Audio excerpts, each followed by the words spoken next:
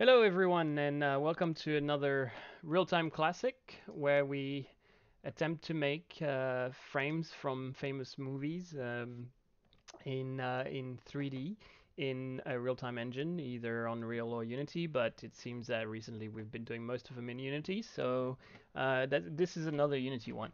On this one, however, because well, as you can see already, I didn't keep the secret very well, but as you can see already, we're going to do a frame from Annihilation. Now, I have to apologize to the people that have suggested other films to me on Reddit when I posted there recently. Thank you so much for the absolutely amazingly positive feedback. I did not expect such good feedback from Reddit. And all the YouTube subscriptions and everything. It really made me want to do another one. So here we go. Well, people suggested a few Kubrick films, and there were some great suggestions that I really agreed with. For example, not The Cell, but the other film that is a little bit like The Cell, same director, The Fall. So The Fall, for example, absolutely amazing suggestion, and I really want to do a scene from The Fall at some point. But I have already done one from The Cell, and somebody else suggested the typewriter scene from the Stanley Kubrick film The Shining. Once again, I will do that one someday, soon. Um, but the reason I didn't want to go straight into another Kubrick one is because I just did one. I just did 2001: Space Odyssey, and well, I'm trying not to be just biased to a small amount of directors, even though they're geniuses. But luckily enough, recently I was lucky enough to watch Annihilation on Netflix, and wow, um, wow! If you haven't seen it and you have a Netflix account, please just turn off my video right now and watch it instead of watching this crap, because it is an amazing, absolutely amazing movie. I loved it, and I hope you do too. So to celebrate this Netflix release of a really, really great, amazing movie that has amazing visuals from mostly from a company called Double Negative that I used to work at, actually. And in all likelihood, if I was still there, I would have ended up doing all these trees. So I feel like it's quite fitting that I redo a shot that I very likely would have been working on if I was still there. And I'm gonna try to do it in real time, and let's see how we go. Because it is a lot more complex as far as geometry is concerned than some of my previous ones, which were quite blocky. The Akira one was just cubes, and even the 2001: Space Odyssey one was not exactly complex as far as geometry is concerned. I was lucky that I had an astronaut already modeled, for example. So I'm gonna just get into it as soon as possible because this is going to be a tricky one to get done under 2 hours. Very tricky, and I'm going to use every tool that I have in my arsenal to just do this as fast as I can. So I'm going to be using a lot of different software for that. Um, and well, let's get straight into it. The I'm gonna start with the hardest thing. I'm gonna start with the thing that if I leave it until the end, I'm gonna just rush through it, and then it's going to look bad, and there's no point. So I know I can manage this big bunch of trees with like a square little bust up there. So I don't really need to worry too much about that. What I'm gonna really worry about is just getting like a single that I will duplicate throughout the thing, a single um, human plant thing. And I've already got a strategy planned in my head, so I'm going to walk you through it. And let's go. So first thing I'm going to use is to get a human shape. Is I'm going to use Daz.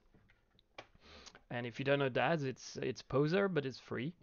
And absolutely love that program. It is very quick way to get a nice character geometry really quickly, and they've got a good business model where they sell like extra clothes and things like that. and I've found myself actually, buying into it because it does save a lot of time. And it's just got such a bigger library than the other ones like Fuse and all that jazz. This is really great, and it supports all the poser stuff as well. Um, okay, so I forgot how to use it though. I don't use it that often. Let's grab a Genesis 2 starter. Let's get a figure, and let's get people, and we're gonna get just a regular character, real world, and I guess Genesis 8 will do the job because that's the latest one. So I'm gonna just double click it. No, I have to update it. Oh, it doesn't really matter. Let's just put this one in there. I just need a human figure. Boom. Okay, cool. And that's our human figure. We are not going to mess with it more than this at all. That's all we need.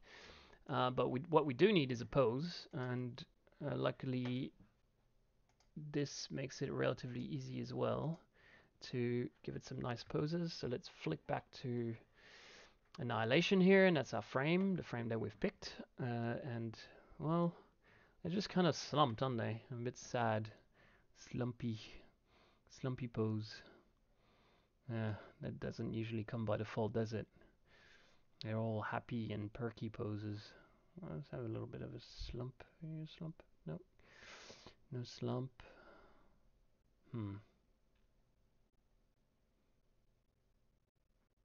Okay, well, that's close to slumping. Yep, it's not too slumpy, but it's almost. And then what we'll do is we'll actually make our own little slumpiness to that pose. I still do not know the the shortcuts to navigate the viewport in that. Uh, I looked around. They're weird. It's definitely not the Maya one. It's not the Max ones. It's I don't know. Maybe it's like a Lightwave type navigation. Let's see what we got with the slumpiness there. That's not bad. It's probably a bit too much. Yeah, it is too much. Let's see if we can use the magic of the. No, bad idea. No. Uh, can we be forgiven to use something like that? It is a bit much. I'm better off just using a standing pose.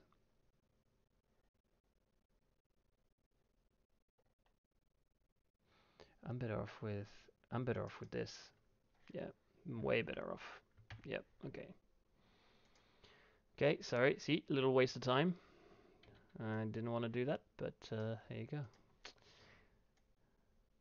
There you go. And we're just gonna put a bit of slump in that shoulder area, and maybe the upper. There you go.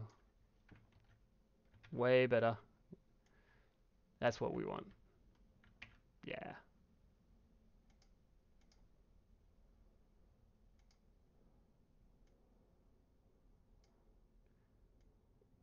He's got the arms in a bit. That's sort of like striking the muscle pose with these shoulders in. I'm gonna try not to waste too much time on this though. It can get you can get finicky with this and do a bit much, and because it's actually kind of fun to pose a character. But nope, done. Publish. Okay, just stop, Simon. Stop it. Just move on. Forget about it. Okay, forget about it and export, and we will export it to.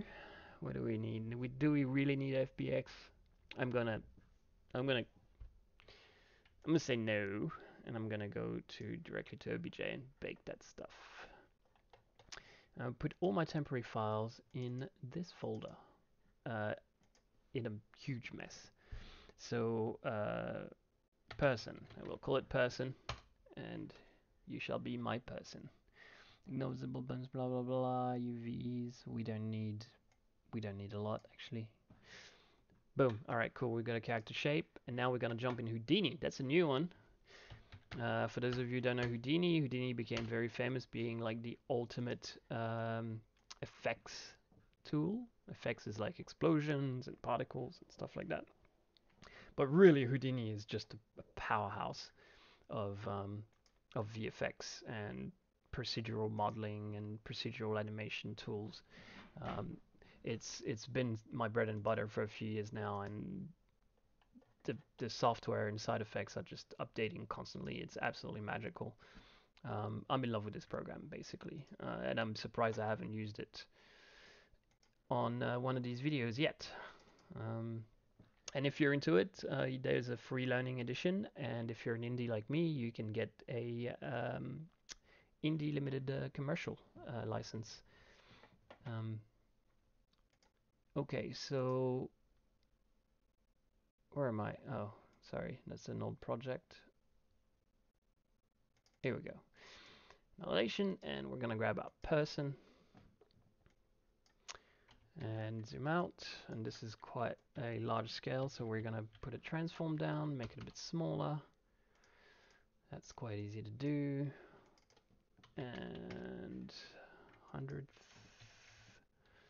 yeah, that's about right. Just a little bit above a meter high. That's person.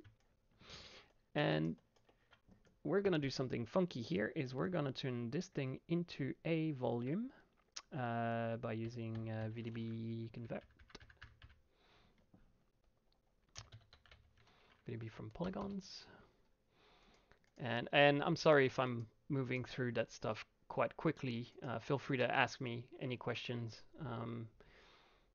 If you see me doing something a bit quick and kind of go like, oh, what was that? That looked cool, but I don't understand it. Like, get in the comments or something, or contact me via Reddit or wherever you want, and I'll try to shed some light on what you're wondering about. But because I have to try to do this in less than 2 hours, which is borderline impossible, I'm gonna be moving through it quickly. So I'm gonna turn it into a volume, and then I can even make that more accurate, can't I? And then I scattered a bunch of points through it. I don't need to scatter this many though. I'm gonna just scatter 200, and then I'm going to connect all the points together like so, by going 0 to say like 100. Let's. I'm gonna reorder the points so that they're a bit more neighborly. Point sort by spatial locality. Is that better? Oh, yeah, I guess so. See if I can have a few more points there. And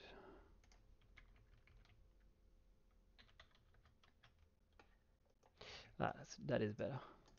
What we really want is we want to start seeing a bit of a silhouette there. Let's add a few more points. It turns out 1,000 was right after all. Yeah. Yeah, sure. Why not? Why not? Alright, so, and then we'll resample this. Resample means that I want the whole thing to have more points. And I will put a noise on there. And once again, sorry, I'm moving through this quite fast. I can't really explain everything that I'm doing, otherwise this is going to turn into a video tutorial, and that's not really the point of the exercise, really, is it? So noise. Oh, actually, they fixed the mountain sop, so I can use the mountain sop now. Mountain sop used to be terrible. And element size. Okay, make that smaller. Make the height lower, much lower.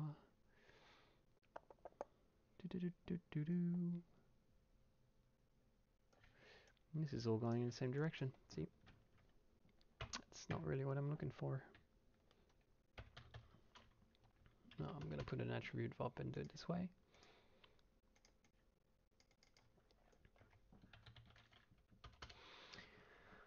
So yeah, to deform, geometry with a noise, you just want to add a vector noise to the existing position, and that's what I'm doing now.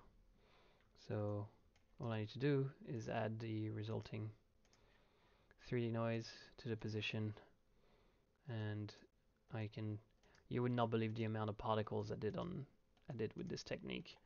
Everyone thought it was, well, not this, a slightly more noisy technique, but pretty much this, where I was supposed to sim particles, but it would have taken way too long to sim them, so I just put noises through them, and it worked well enough.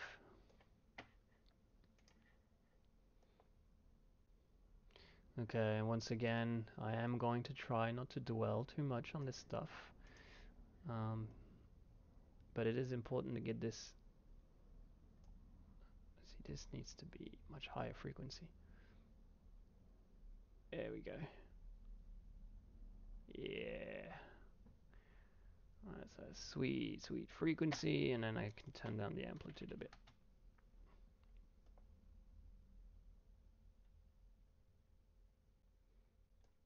Frequency could even be higher. 555.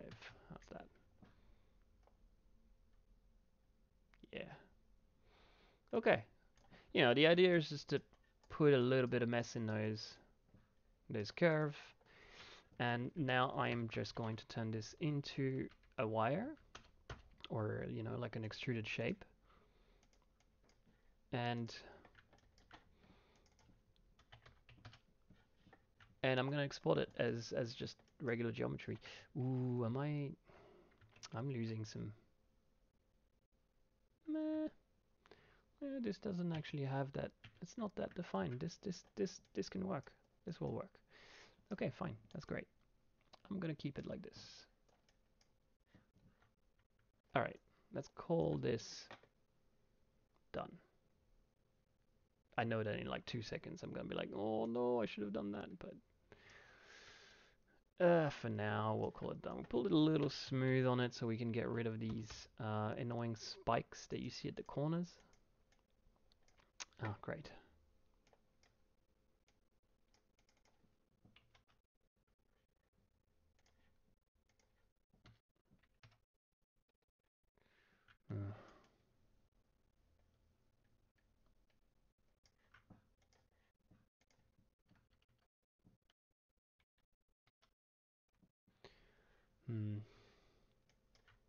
Spikes are annoying me,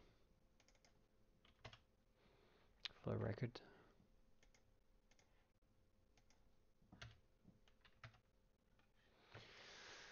Ugh, well, let's forget about it.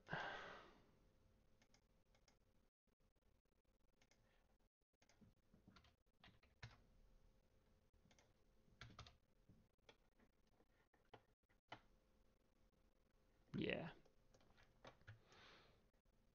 Yeah, let's forget about it. All right.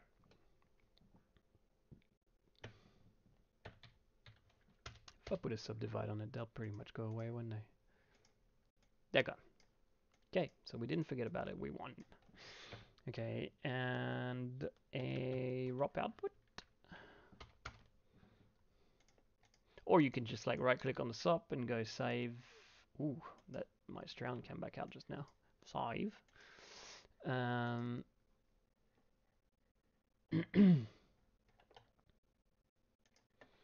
For those of you wondering where my weird accent is from, it is half French, half Australian. I lived half my life in both of these countries, or half my childhood in both of these countries, and then I moved to New Zealand and now the UK. So it's a bit of a mess, yes. Person, and we'll call that person wire. Q. And now we can go to Maya. And if I had more time, this could and should be all done properly in Houdini. But time constraints, you know, we're going to do this in Maya in PaintFX because PaintFX is pretty kick-ass for real quick stuff. And person and wire import. And this time we'll scale this guy up. Scale up by 10 because that's what Maya likes. And freeze. And now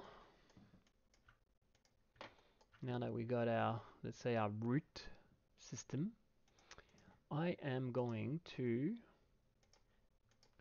paint effects over it. So the paint effect needs UVs. That's the first thing you should check, is if you've got some decent UVs. And by decent, I mean just, you know, automatic UVs will do just fine. Yeah, that'll do the trick. And delete history. And we're going to grab a paint effects brush. Where did they put that in the new? I don't even know where it is in the new. Well, there's the visor, which they've renamed content browser. Effects is not what I want, but paint effects is what I want. And they had some really nice vine type stuff, flowers. Ooh, that could be good. I'll keep flowers till the end. Or do we? Yeah, it's leafy before it is flowery, isn't it? Yeah, let's go for the leaves first. Vines. Does it have vines? What color? Tree mesh. Trees.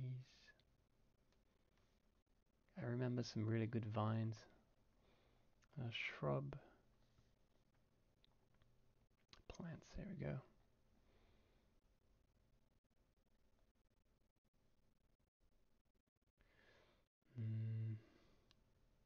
Ground cover.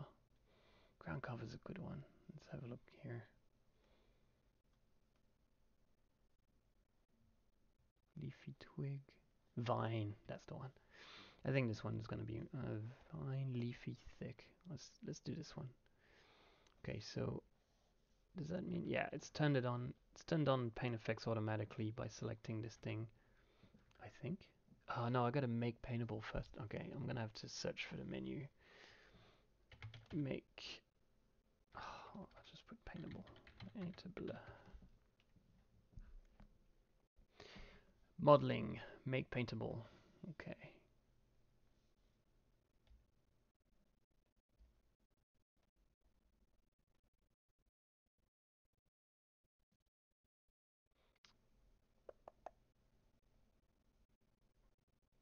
Make paintable. Here we go.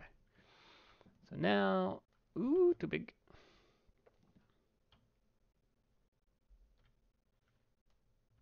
Yeah. Okay. Can you guys see where I'm going here? See where I'm going with that? I mean, this is going to be real high poly. I'm, you know, for sure, it's going to be high poly. But who cares? You only live once, right? And let's try to go upwards, right? Because it's we need bigger leaves, man. This is not for vine leafy. It's not leafy enough, dude. All right, vine specular. Let's see what that. No. Wax bean. Want some leaves? That's what I want. Pine needles. Well, that's definitely not gonna be leafy, is it? Oh, ferns. Oh, I'm gonna use that a bit later. Flowering pea. Ah, yeah, I like that better. Okay, make that a bit smaller. Paint the hell out of that. Look at this. Beautiful. Beautiful. Painting. Painting. Here's Mr. Mr. Tree's head. Mr. Tree. Mr. Tree's arm. Mr. Tree's body. Let's go a bit bigger here. Oop, too big.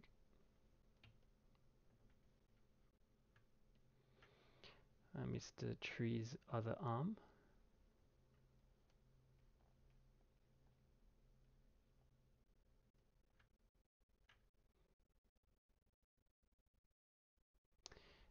And Mr. Tree's legs. Mr. Tree's feet. Okay, that's getting annoying, isn't it? Yep, sorry. I shall stop. And Mr. Tree doesn't look like a Mister enough anymore, does he?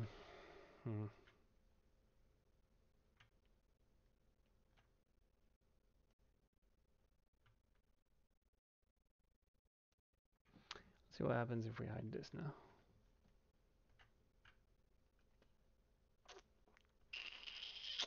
I'm starting to think that what I did in Houdini was useless. And that what I should have really done was to just go straight for the person OBJ. That is quite possible. You know, it is worst thing. One thing's worse than making a mistake is making a mistake and sticking with it for too long. So let's abort. Let's start again. Sometimes best way to move forward is to quit. Oh man, that was deep. Deeper. And let's see what oh, too big. Come on. No? Oh, wait. Yeah, I didn't make it paintable, so it's not painting on it. Derp. Generate. Make paintable. Come on, come on, come on. There we go. Make paintable. And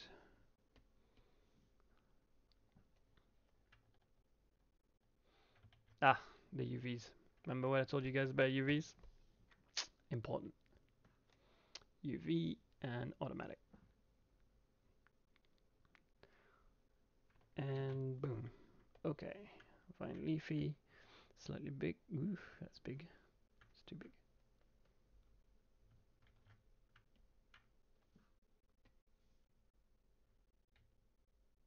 What? Okay, maybe I gotta make it paintable again.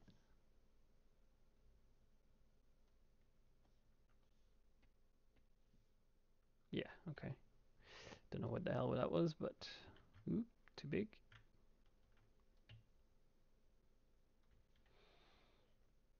This is taking a bit longer than I expected, but we'll make it. We'll make it through.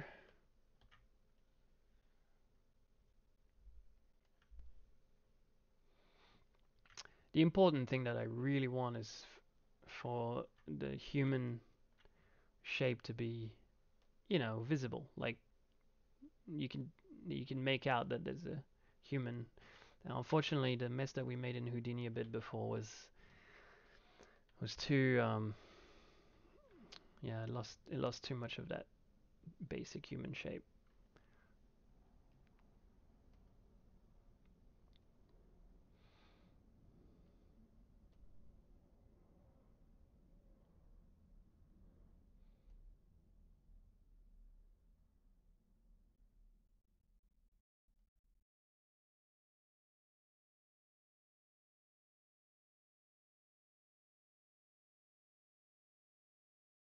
Like I said, you know, this is going to be a lot of polys. I mean, you can't really get high detail like that without a lot of polys. But you know, I've been told that these days poly count is getting more and more manageable. And to be honest, I mean, I'm seeing it in real time in my viewport. I don't see why Unity couldn't do a single frame with this sort of polygon count in the viewport either.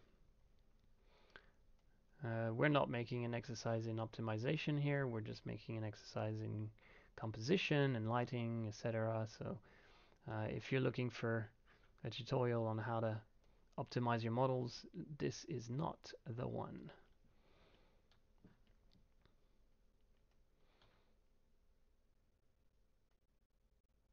Okay. And for the head, might go a little bit smaller brush. And we're just going to like go around. There you go. Sort of like it's got a crown.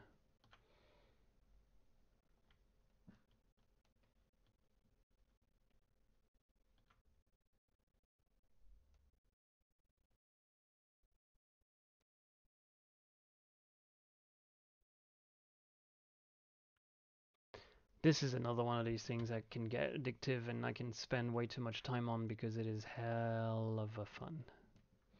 Oops, I said that. My friends are gonna hate me for it. That's alright, they don't listen to this. Okay, and some of these here I don't like, so I'm gonna get rid of this guy. Oop, no!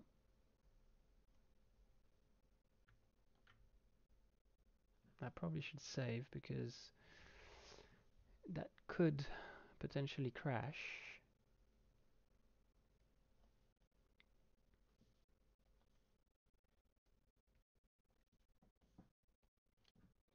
Paint effects.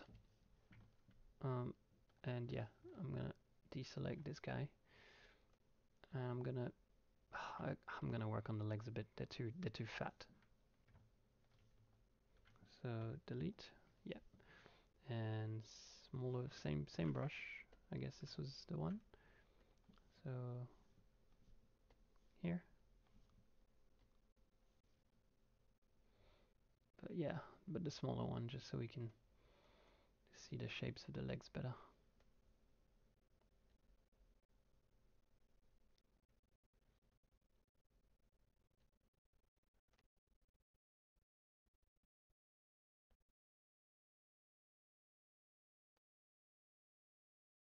I mean, she actually has fairly large thighs, and that's probably the problem here.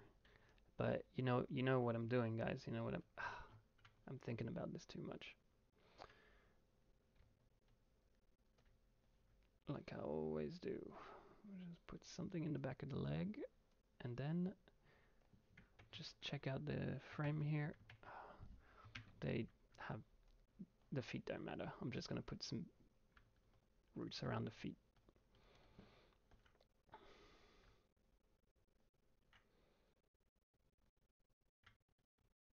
Yeah, and I'm gonna call this baby Done Skis. What happens if we hide this?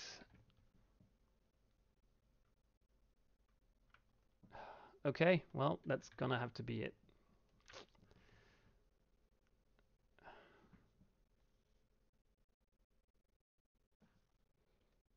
What if we import that wire guy in there and scale it? Oh yeah. Oh, flowers. Haha. Flowers are imported. What roses?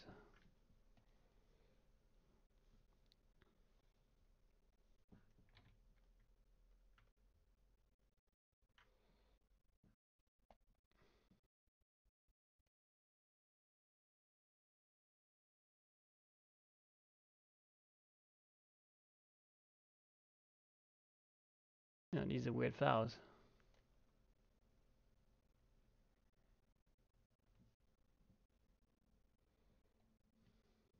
Dahlia?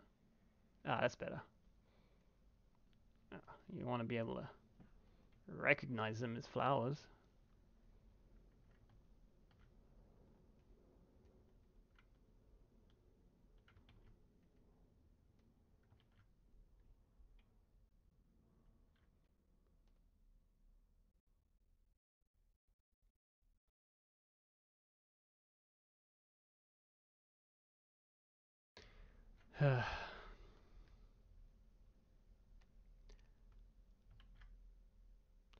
As much as I'd like to have a lot more fun with these flowers and all that jazz, I'm afraid I might have to call it a day.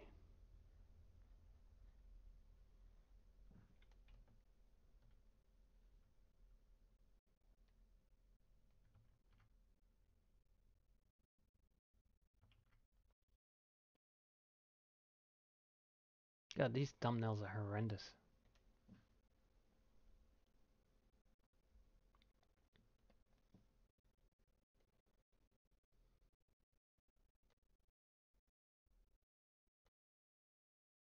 Okay, that's enough flowers. Hide.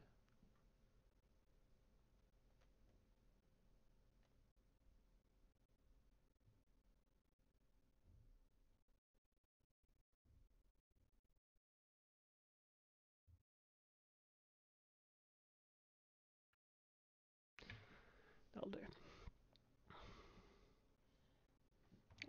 Click save real quick. And where's our...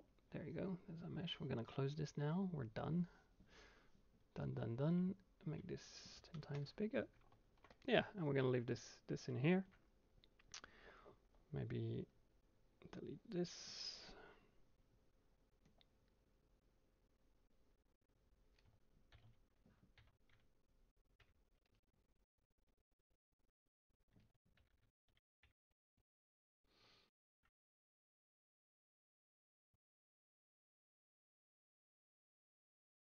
There we go. Here's our model. Here's our thing. Okay, so we can't obviously export. Well, obviously it's not obvious, but we can't export pane effects out of Maya as pane effect strokes. They have to be converted to polygons. So there's an easy way to do that. You just go to modify and convert, and you go pane effects to polygons. Here we go. And I'll just crank up the poly limit. It's 2018, guys. Let's use some polys. Boom. Alright, I'll let that convert. Excellent. So that's all converted. Now we can delete the history of it. And I'm going to go ahead and delete this. And we don't really want that in there. And I'm going to add a material to, well, I'm going to add a material to Vine Leafy. I'm going to add the Vine Leafy one. See what we got here. Oops. Actually, maybe the material was already assigned. Yep, they were. Okay. I'll just leave the material as is, make a new material for this guy, and make it a Lambert. Will do. Make that a bit brownish. Dark. Oops, a bit dark. Well, actually, it's not a bit dark. It's just that all the other ones have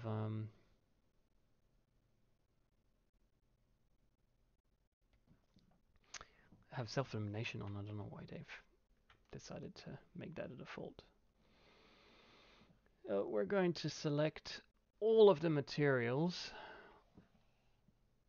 and see if delete duplicate networks helps us here. Yes, that's helped a lot.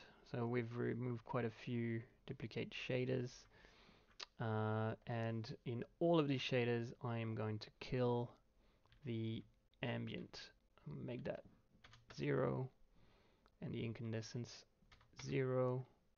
Huh. Well, what else do I need to switch off then? Color, transparency, ambient, diffuse, translucence. Translucence is a weird one. Okay, I don't think it matters too much.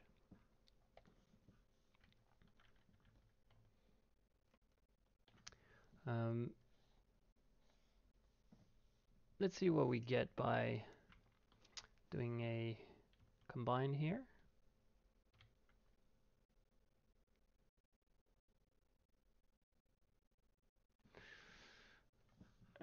delete history.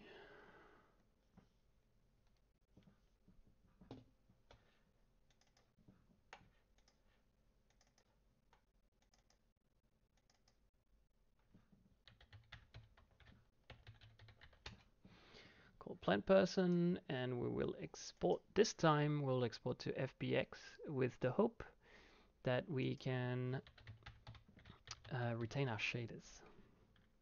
That's the plan here. I'm gonna just go in default. Let's see what we got.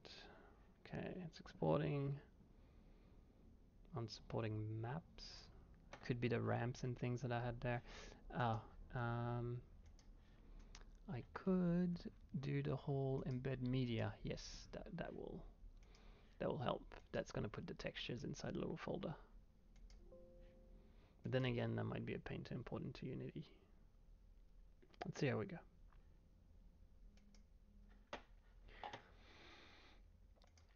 So now I'm going to directly go into work and and grab this guy. Oh, I guess it didn't make a textures folder. Usually it does. Okay. And I'm going to copy and paste that in my Unity folder. I'm going to launch Unity. Okay, and let's start a new Unity project. Thought I already done that, but seems like I didn't. And should we save it immediately? Yeah, I'll just leave it like that. And okay, so let's import what we just made, just to be sure that it works, because that is not a given.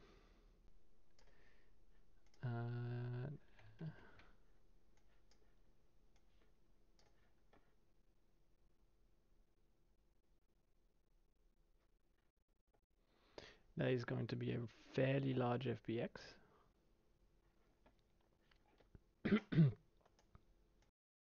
And we can see that the textures came in a little folder, so that's good. And it looks like, looks fine. It's perfect. That's exactly what we need. All right, so we're going to put this guy at 0, 0 for now. We're going to leave him. Oh, whoops, that's not the plant person. Yeah, cool. We're just going to. Oh, I like this. That's new. My viewport's moving. And I'm going to leave this for now like this, and I'm going to go in Maya to start putting my scene together. So, as is tradition, I am going to grab this and do like a screenshot. I will leave the play button in there, who cares? So, I'll screenshot this and save it. I will save it to here. And then we'll create a camera. And in this camera, we're going to put the image. And we're going to do a rough line up.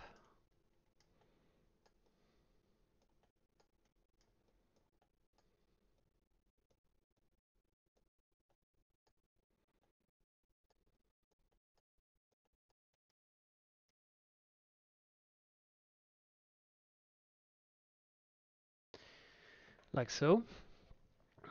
And then I'm gonna create the ground in Maya. Make it quite big.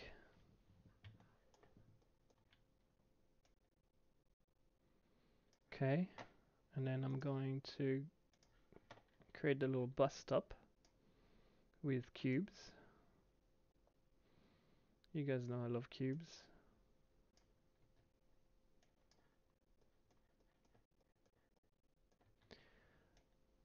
Bus stop doesn't need to be very advanced.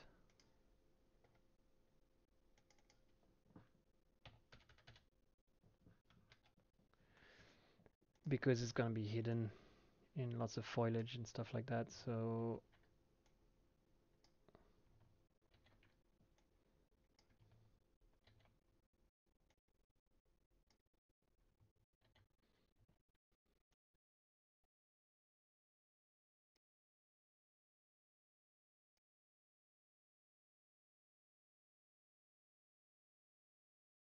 oh no.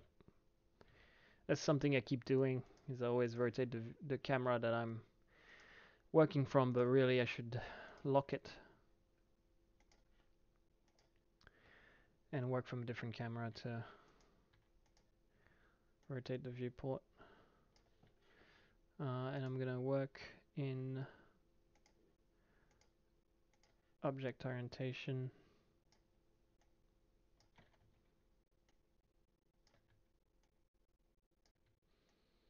Okay, and the important part here is to get that grid effect. So these are pretty thin, oops, pretty thin structure.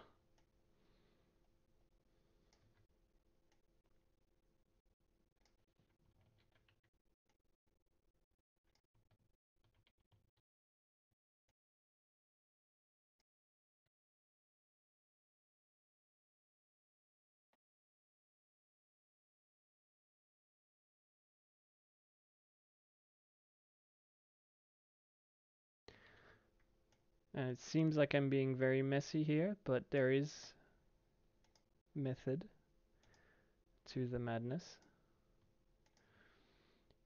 And that method you will see in a second. Ooh, see that world? Don't like it. There, and then Control D this. Whoops. Now I want to rotate to world.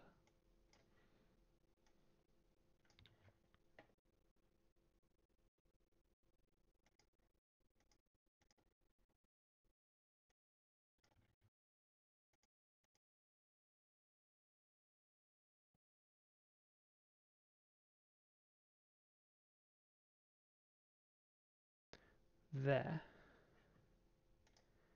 And now I'm going to zoom in, and I'm going to, first of all, I'm going to combine it all.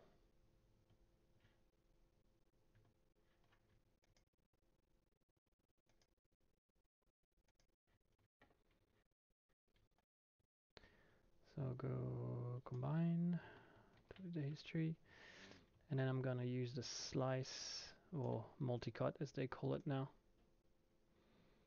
Slice here,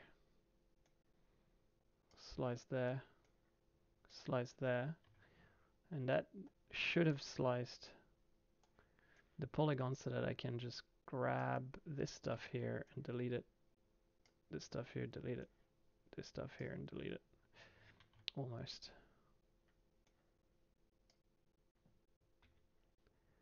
Just like that. It gives us a little grid structure that we need. Excellent. So now we can copy it and put it here. And copy this and put it here. Ooh, I did something wonky, but no time. No time.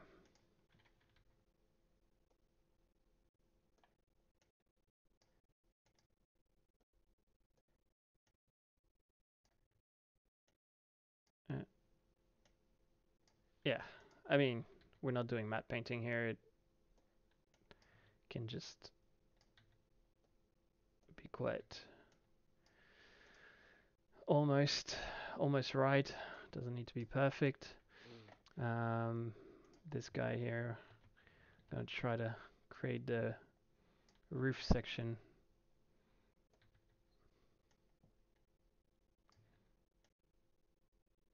Like that.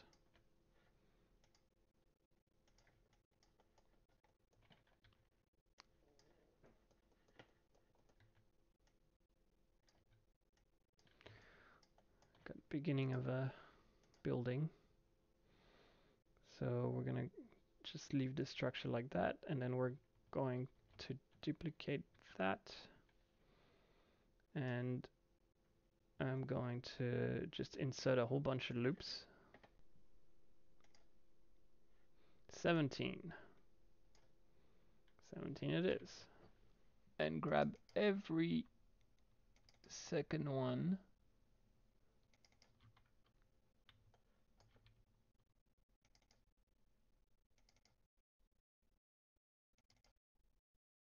I'm double clicking to select the edge loop.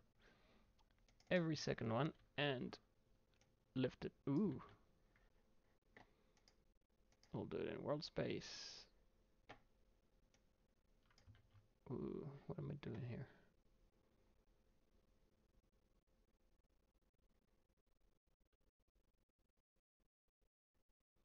That's odd. What am I doing wrong?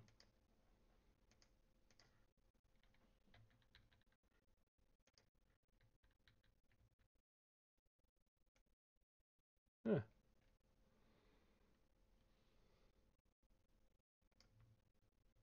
What?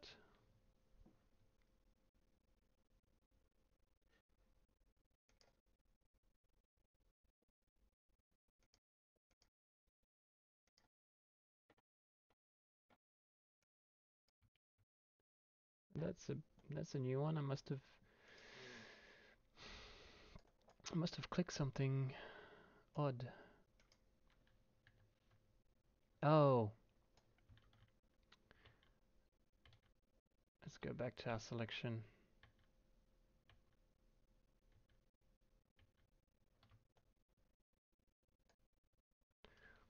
I think what I have is symmetry turned on. Yeah. Yeah, that one always gets it. There we go. Oh no! No! Crash. Damn it. Well, this is a good lesson. It crashed, so we gotta start from the beginning. Well, from the beginning of our scene mockup, which I'm not incredibly happy about. The instability of Maya has been a big issue recently. And yeah, I was just moving vertices and it crashed. Anyway, I'm gonna try not to be angry about this, but it looks like we're gonna have to do it again.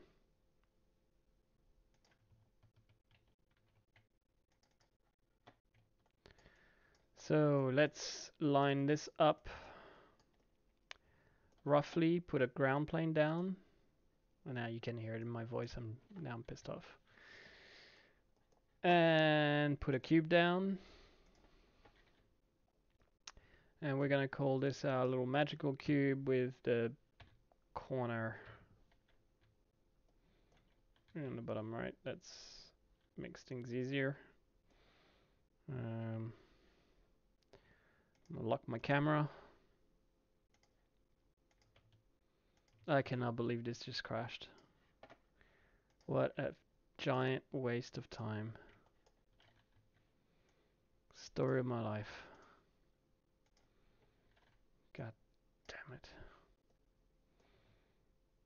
Well, at least we won't be making this thing too wonky now, because we actually have a chance. Non-object space scale baked onto components. Yeah, okay. That's because of this.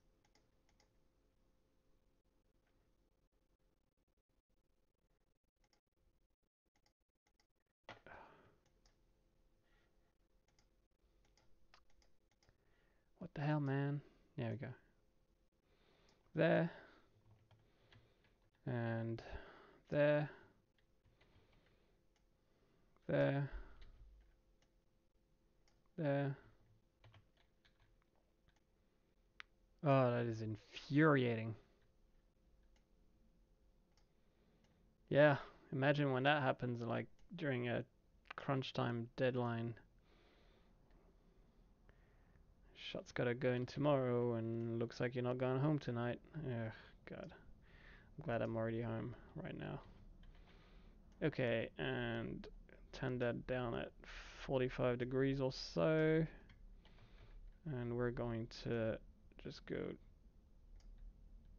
this and like this.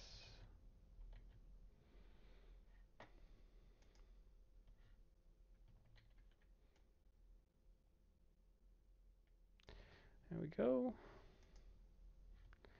Combine these.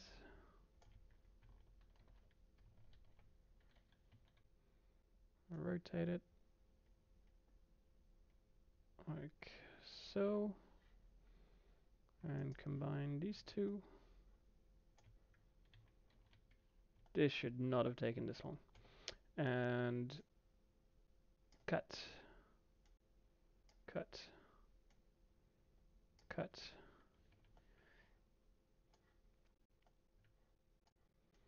I'm gonna delete these faces, delete these ones, and delete these ones. It's rough, and obviously you would not pass the modeling sanity checks of good studios, but it definitely passes mine. Abso-freaking-lutely. Done. Oh, and you know what? The mistake we did last time, not saving. I'm going to save that as layout, and I'm going to hit Control S every time I do anything, because that cannot happen again. Alright, Control D, and we're going to make this a negative 90 degrees, and we're going to make this the roof, or the, whatever you call it, ceiling bust up bit. And we're going to extend this here. And I'm going to extend it into a proper roof-like shape. Cool. Well, actually, made it back to where we were a lot quicker. You know, that's one thing to remember when you get a crash. Is hey, you already knew where you're going, so you're saving that little bit of time. And just like that, we're going to go back and try to do that corrugated. I'm going to hit Control S. That corrugated thing again, and go into edges and edge. Oh no. Insert edge loop. There you go. Multiple, and we had 17. Let's leave it on 17. 17's fine. That's just a default that popped up because last time I made it 17, so it just stays there with the Maya preferences. And then we're going to lift this up, and this is clearly way too big, so I am going to scale it down like this. Duplicate it. Duplicate it again. And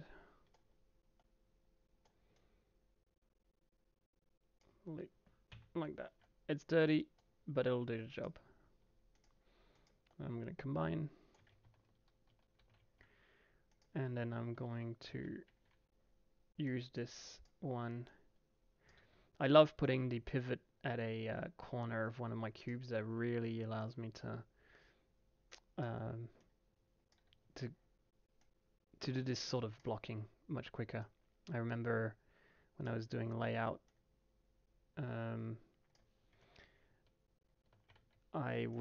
I had a little shelf tool that would make me this particular type of cube because I was using it all the time.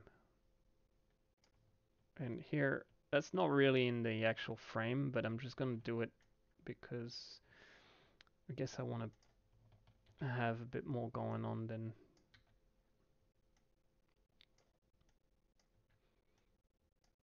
and whatever's there. Something like that.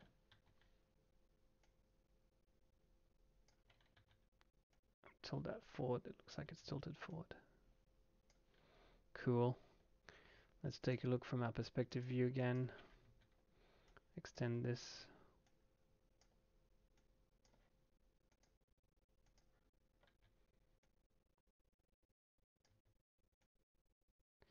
All right, looking good. Looking good. Why don't we throw some...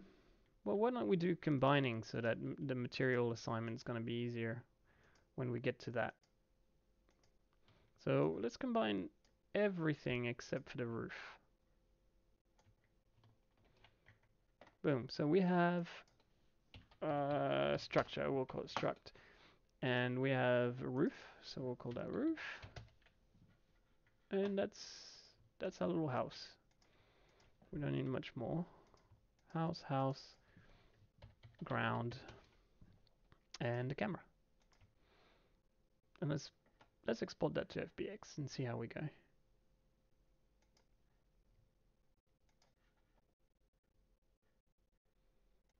And we'll call it layout.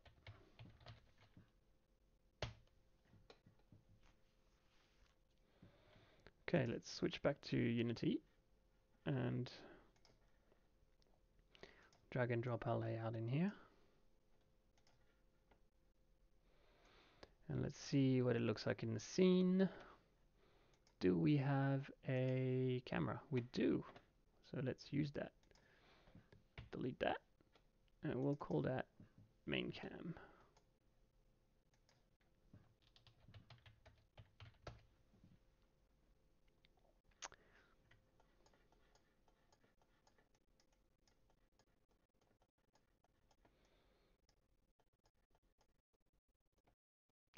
Okay, and let's not worry about scale yet.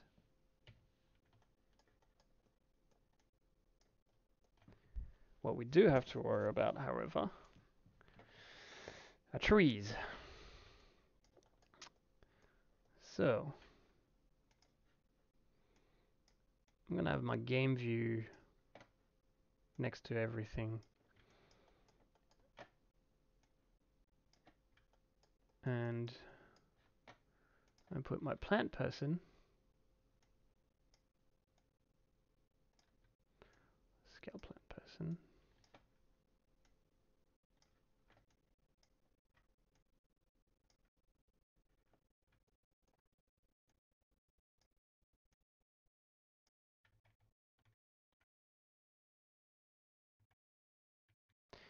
Bring up the original frame.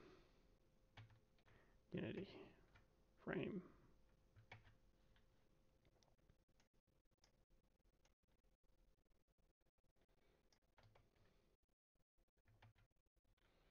Okay. I think our camera might need to be a little bit higher and look down a bit more. It's a good start. And I guess since we have them, we should go ahead and just put the other plant people back there.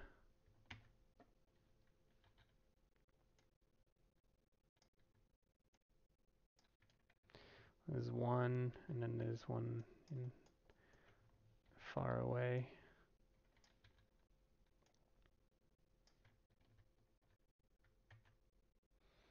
Okay.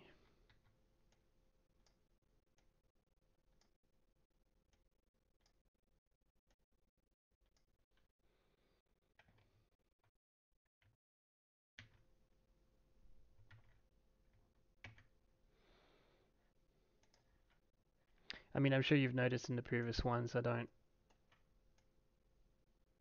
only do the background view plane thing in Maya to start blocking stuff out, but really once I'm in Unity, it's all done by eye. It's not really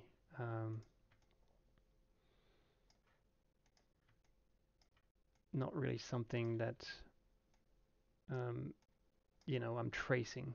I'm really just doing it by, and that's the idea. You know, it is a sketch. It's a real-time sketch. It's not an exact copy. Okay, this is good. Um, we're doing pretty good here. All right, so let's save this, whatever that means. Yeah, main. And let's get some trees from like the internet, because the internet's got trees. So free 3D tree. There you go. Tabasquid read my mind. That looks like a good one. It says free on it. It's exactly what I'm looking for. And I shall download this one.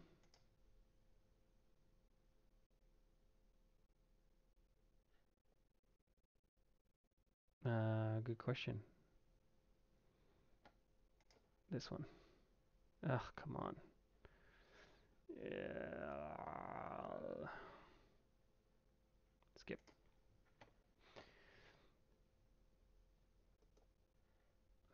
Download. Yeah, that's working.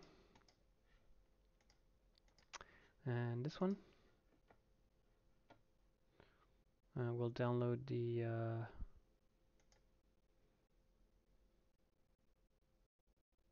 Oh boy. No FBX. Oh, let's get the OBJ.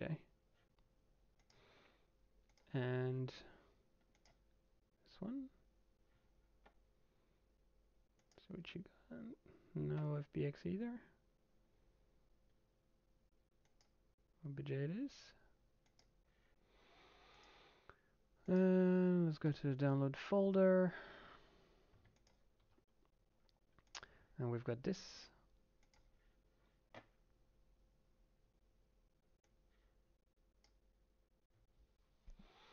We should be able to do most of these trees with, say, 2 or 3 different tree types.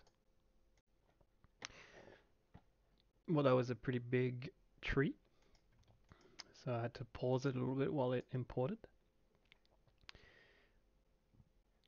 And I'm going to export the other 2 or 3. Oh god, I'm starting to sound like drony voice again. Yeah, it does take a while, and I think we're probably like a solid, I don't even know what time it started, but we're definitely past 2 hours. And in my huge download folder, I'm going to find the ones that we just extracted. There we are. Oh wow, this is going to be interesting.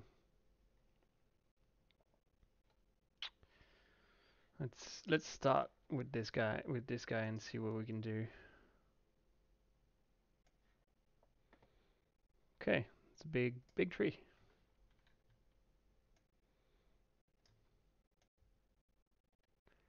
All right, where do we want to?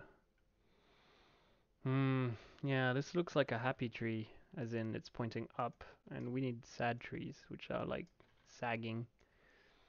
But we can still use this, and let's start using it to block out our foreground anyway. Whatever happens, it'll be useful in that big giant bush of trees.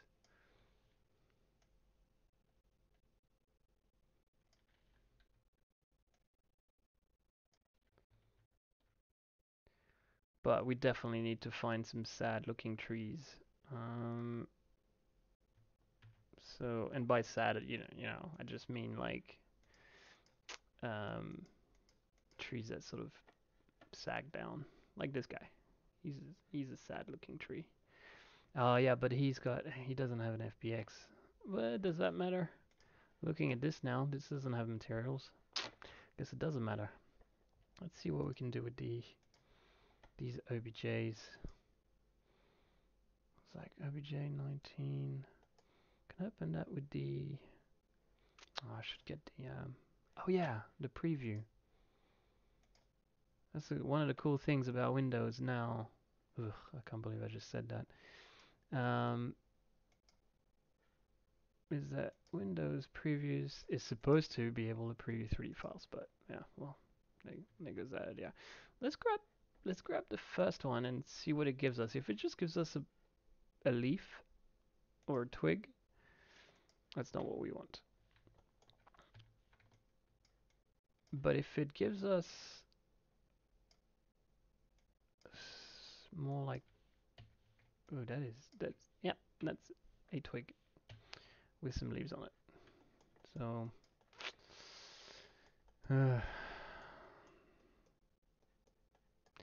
yeah, it's these Xfrog things. I guess you have to put it through the actual Xfrog program to make sense of it all. So let's find one of the ones that isn't like that. Meta elements. This guy, 3ds and Lightwave. Ugh. How about this guy? Still a bit too happy though. This dude, oh, he would be perfect. Um, still too. Although that meta element one is, it's a good one.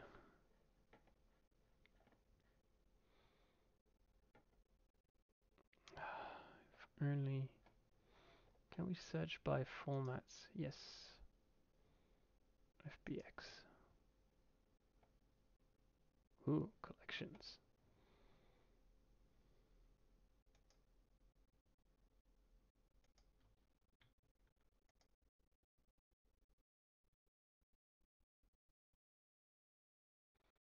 Okay, okay.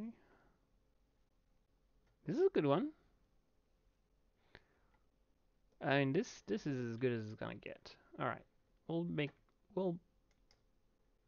make a lot of use out of this guy. FBX. Here he is. We'll save this guy and this guy as well. Yeah, we'll use that.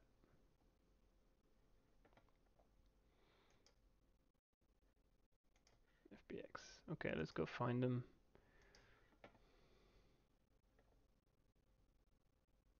Oh, did we just get the same one twice?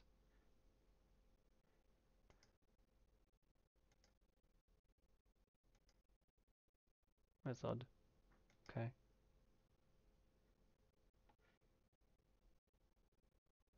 Hmm.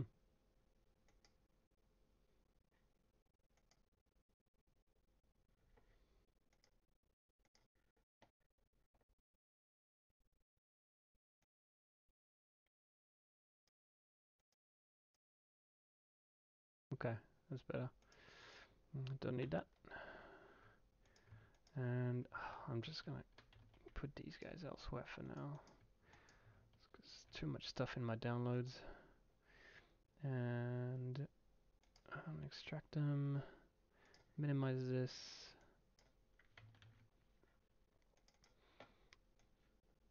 And put this in here. Which also might take a little while. And this one was a pretty heavy tree as well, so it took a while to load, but we've got it. Let's see what it looks like.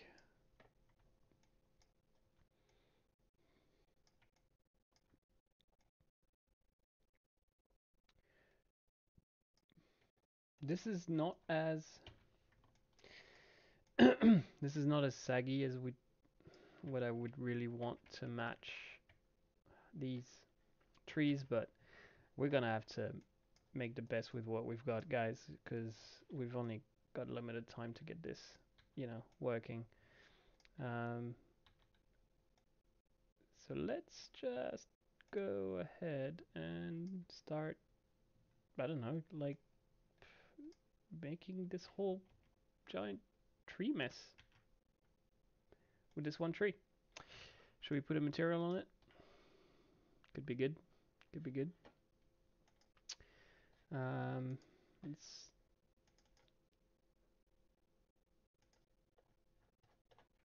delete.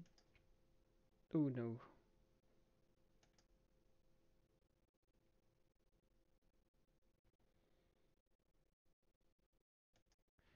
I've got some materials from an old like attempted project. Whoops.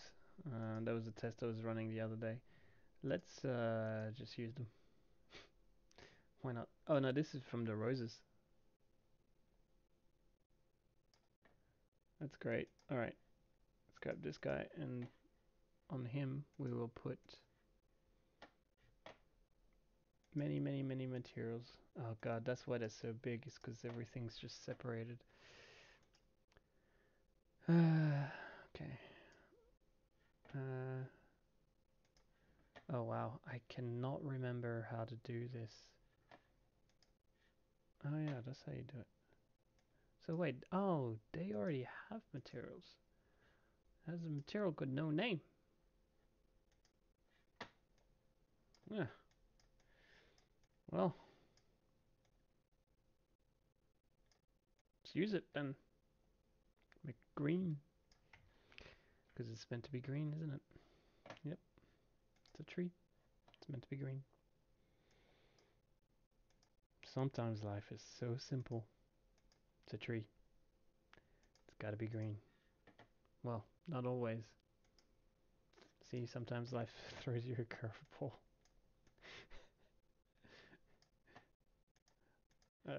Come on. This.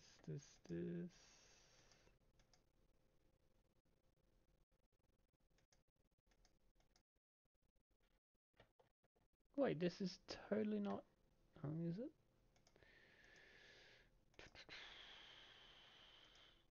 Leaves. Okay, okay. Multiple leaf shaders. This is, by the way, guys, this is super nasty. But you know, that's how we roll here. We do it quick and nasty. That's the name of the game in the real-time classics. They're real time. That's why. Ah, yes. Bit of color, bit of yellow. Everyone needs a bit of color in their life, including this tree.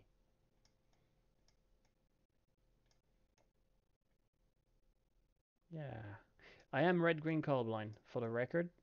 So this is very likely going to look very yellow to you guys, or very red or green or whatever it is. To me, this whole thing looks brown. So maybe it looks all brown to you guys as well. I wouldn't know.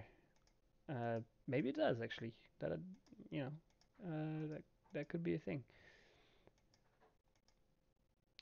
Just sometimes I just don't know.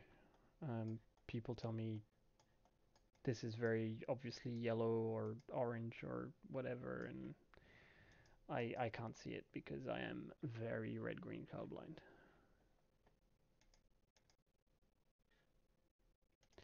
But this clearly needs to be brownier because trunk.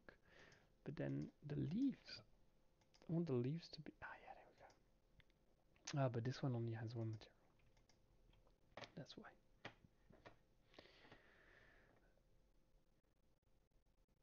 I think we're going to play around with tree number 10 a lot more.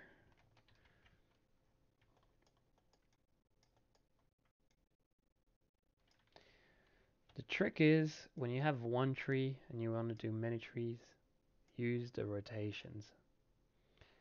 You can rotate a tree.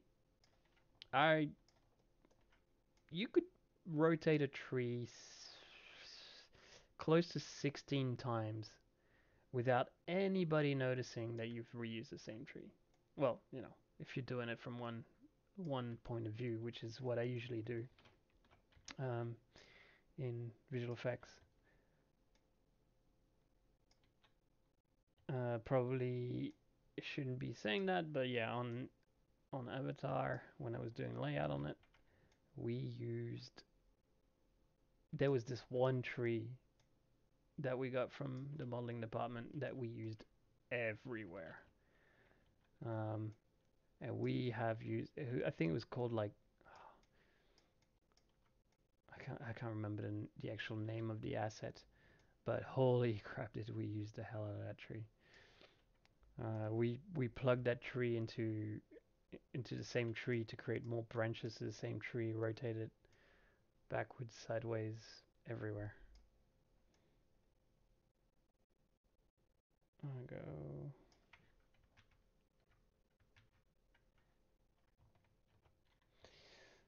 For example, scaling a whole tree down and putting it at the top makes it look like you've got tiny twigs with smaller leaves at the top.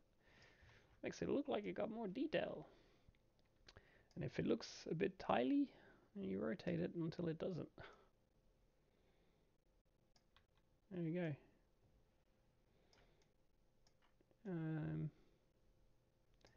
I mean, once you have one tree, doing a foresty looking thing is kind of easy.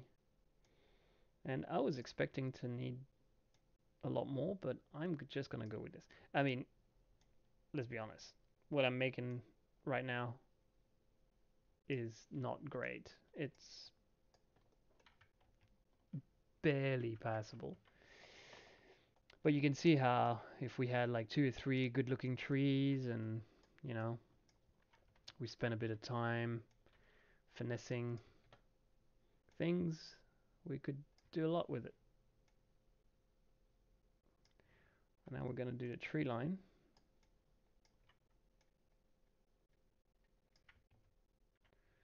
The tree line is relatively far and it's going to be fogged out, so we need to make sure that it's quite far so that when we do the whole fog thing, we can see the distance.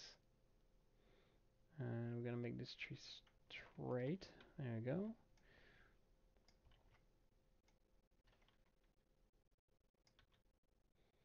And then, yeah, like I said before, rotate, scale, move it up, move it down, makes it look like it's got a shorter trunk. I mean, that's kind of easy, isn't it? And fun. Like the paint effect stuff. Oh god, I could have spent a long time doing that. Absolutely love doing that. I miss paint effects. Back in the day, we used to use it all the time on everything. Well, you know, everything that needed foliage or procedural stuff. Um, and you know, it wasn't. It's not like it was the most um, adaptable tool.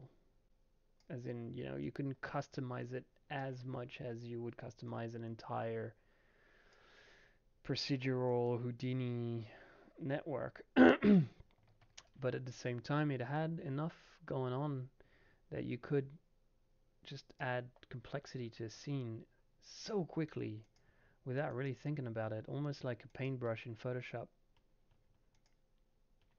And that was fun. You know, I guess in in 3D, VFX, whatever you want to call it, there's a there's doing it in the fun, easy, quick way, and there's doing it in the right way, and there's always a bit of a push and pull between, is this, are you doing this properly? Does this make sense? Is this scalable? And sometimes you just need to do it quick and nasty. And more and more these days, we're seeing the quick and nasty disappear because, well, because I guess it's not the right way to do it, and that's fair. Each to their own. Depends on the purpose. Oh, you can see, you can make a tree, you can turn it into a bush. How many people can say that? And just turn a tree into a bush. Well, I can right now. You can see it.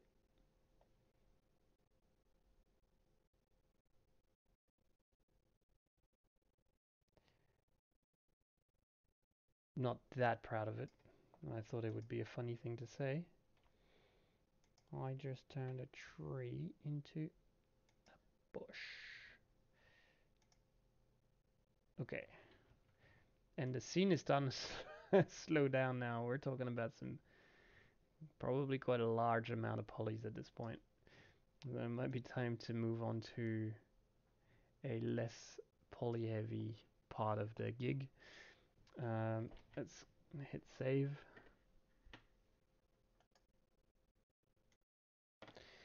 And just looking at the reference picture, it's very clear that we're going to need to make sure that these trees are quite far away so that we can actually see the silhouettes.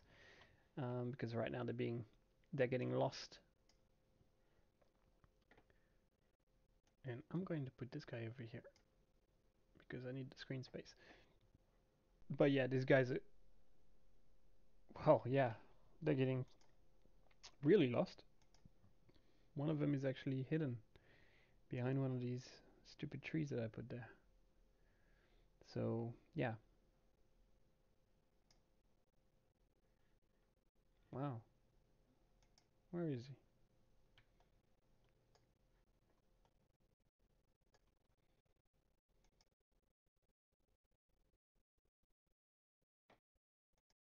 Plant person, where are you?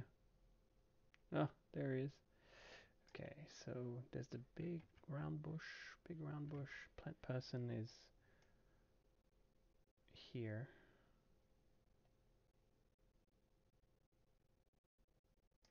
And plant person 1. We're going to scoot over.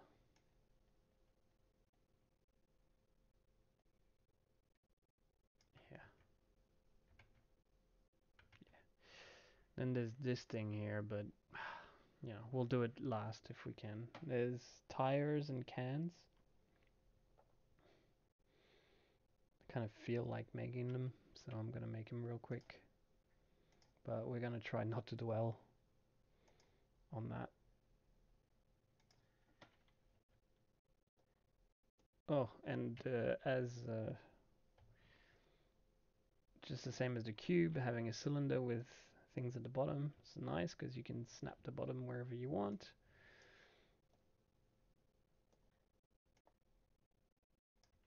And let's put that.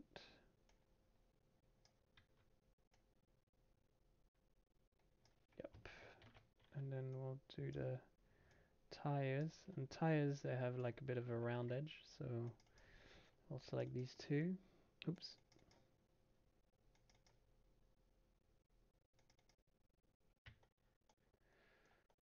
Right. There and there. And then we'll do a bevel.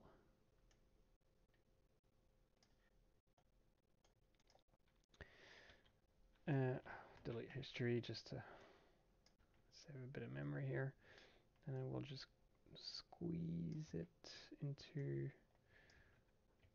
the relative tire shape there. And squeeze that here. And I think oh god, they're the same tires. Not gonna be different size. Simon, what are you doing? You idiot. Yeah. And like that. Bit of a random rotation on it. And I'm gonna put the materials directly in Maya. There. Black and new material and you know, like that. And then I'm gonna grab these, export that as an FBX.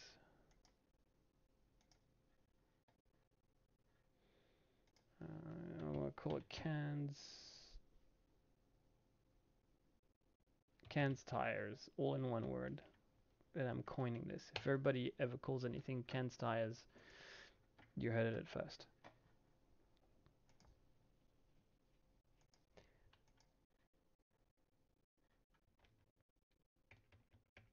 Doop.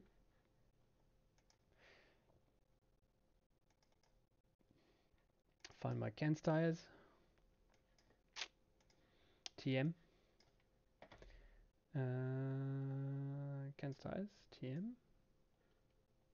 drag and drop it in the assets, and drag and drop it in the outliner or whatever you call that in Unity, so it shows up in the right place. Yep. And we're gonna yep, and then we're gonna use one of these little bushes. Oh, we are running out of memory, you guys. That is too many trees.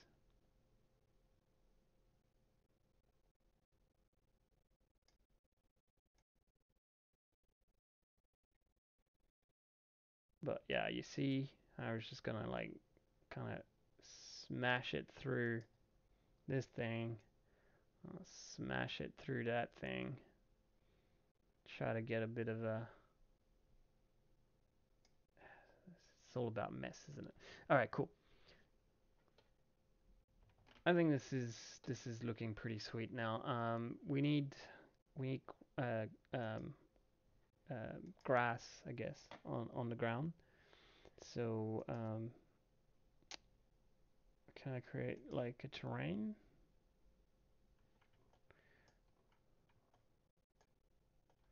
Oof, we are very much running. We're at capacity when it comes to trees, guys. So, guys and gals.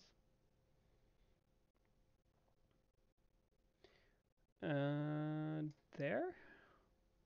Got a ground? Because I want to be able to paint some. Ooh, that sounded American. Apologies about the harsh changes in accent. I don't control it anymore.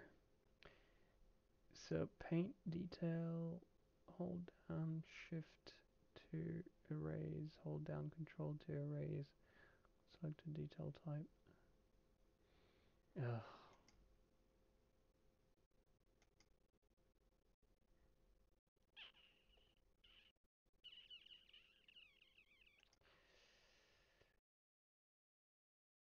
I did this during the. Oh, I haven't done this in ages. I wonder if it would be faster for me to just do something in PaintFX and pray to God it doesn't crash my scene. Should we try that? Because what we need is just like plains, like grass plains. Let's try it.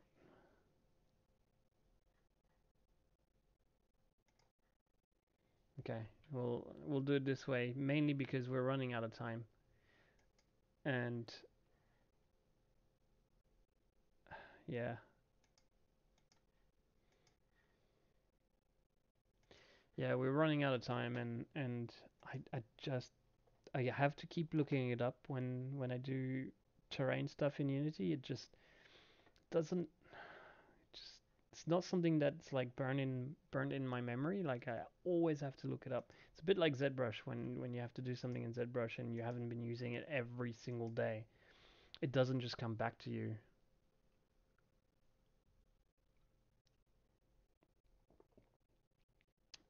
Grass. Glass? No. Grasses. Here we go. And we'll try to grab a type of grass that looks like what we're looking at. But hopefully, polygon wise, it's not going to be like. Oh boy. Oh boy. We're going to be. We're going to be pushing it, you guys. We're going to be pushing it. Okay.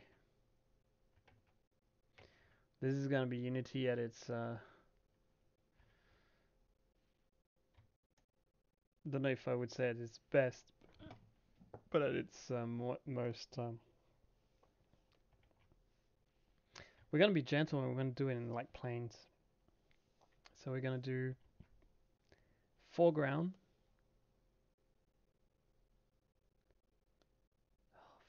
far out. That's too much, even for me. And I'm not exactly the kind of guy who would worry about that. But yeah, that is a bit much.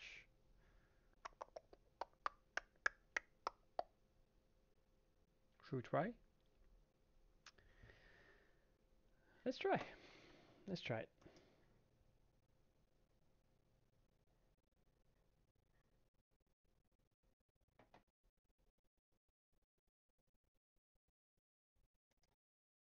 Maybe if we're like gentle on the poly limit.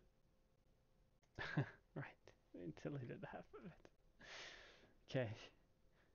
Oh man, no, that is not the right way to do it.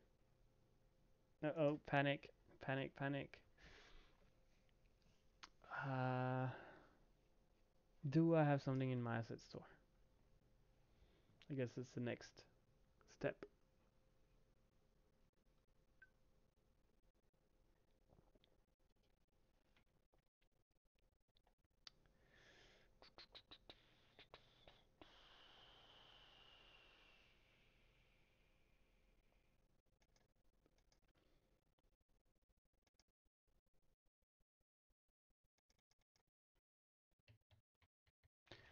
Grass. Pretty sure I got some grassy type things for the No Country for Old Men video.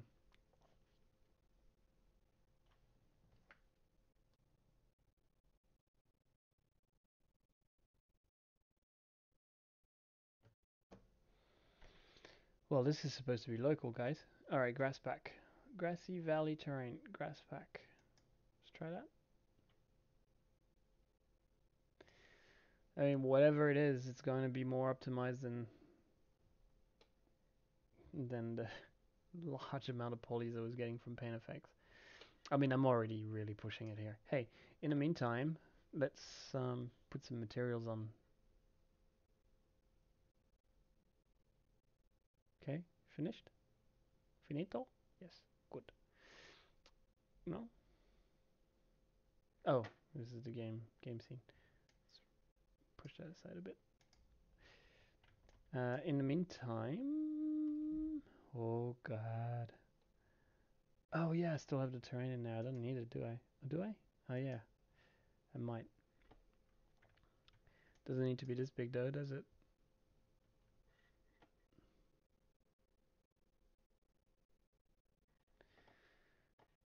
Okay, I oh, I'm gonna delete it for now, hoping that it will help. Yeah, it did help a bit. My viewport interaction.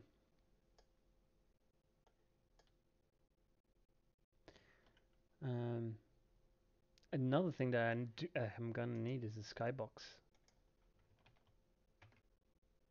Cause looking at this, yeah, I mean whew, this looks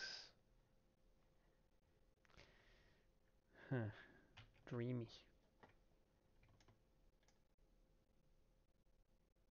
Come on, DNEG.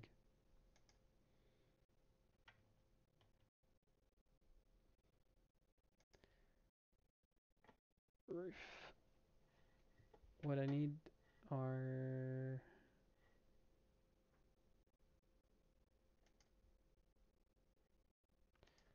yeah, I need those materials to be a bit.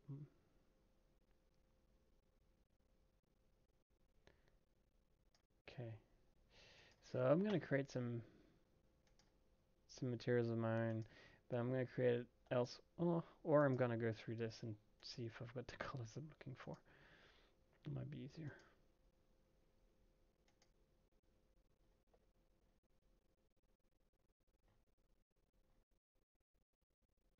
That's probably what's slowing me down. It kept all these materials. Yeah. Oof. God. Don't tell anybody I did this. Don't put it on YouTube or anything. Promise. Good. Um,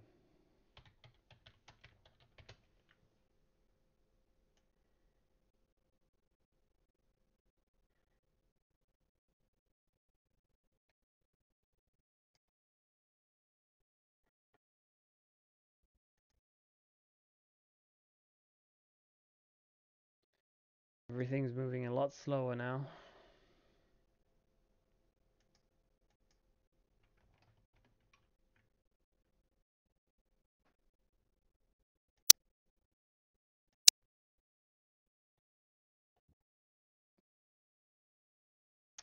Much slower.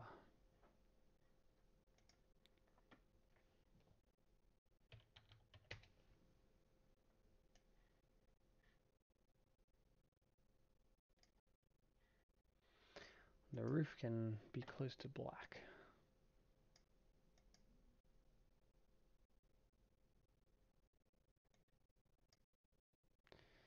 But we shouldn't play too much with the materials until we start putting some lighting in. Before we start putting grass in, this might be a good thing to do. Let's just start lighting the damn thing. It looks so flat right now, it's disgusting. Okay. Alright, so, alright. It is a VFX shot, so it is lit. I mean, it's all over the place. It's basically a comp shot. This whole thing is like a matte painting. So there's not a lot of realism happening here. So let's just get creative, just like they did, and start with, in the lighting panel, we can put a skybox. Oh yeah, and I think I have a skybox just for that. Sky. I use it all the time. It's a free one on the Unity Asset Store. It's quite good.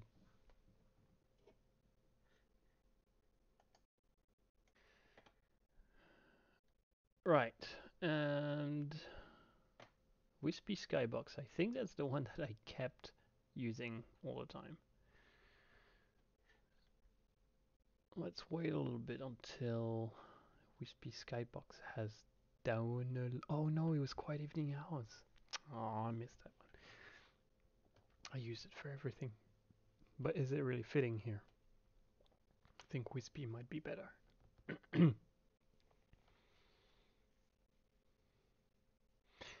Yeah, I guess I could go on the websites with all the, HDR skies and stuff and get get all detaily. But once again, I think I'm already like a whole entire hour, maybe even 2 hours over time. 10 o'clock. Must have gotten home at about 8. No, 7, 7:30. I would have gotten home around 7:15. Started this at 7:30. It's 10 now. Oh, there you go. I'm gonna put another half hour into this and see where it takes us. Ride with me. Come along. Once again, not like anybody is listening to this whole thing all the way through. So beep paddy paddy padoo, whoopity paddy bam bam bada. One day somebody's gonna pick me up. Somebody's gonna pick up on the bullshit that I end up talking towards the end of the videos. In fact, maybe somebody will, just because people skip to the end of the video. That's what they do on YouTube. They skip and then they end up listening towards the end. And that's when I get a little bit cray cray and I end up talking shit and people are gonna laugh at me towards the end. So laugh away. Honestly, it's not like I have a lot of pride left. Just laugh. Give me your best laugh. The one that goes ha ha ha ha ha. You, sir, are quite a mess. Oh, it's the game view. Oh no, the game view. So, wispy skybox. Da, da, da. So, skybox material, and we're gonna pick our wispy skybox. Where do we rotate it?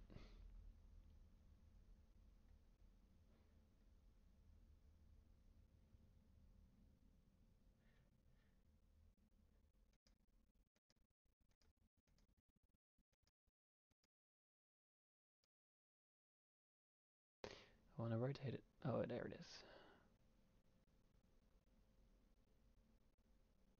Yes. Oh God, yes. Look at this. Oh man, this is guys, this makes it all worthwhile. When things like that happen. Yeah,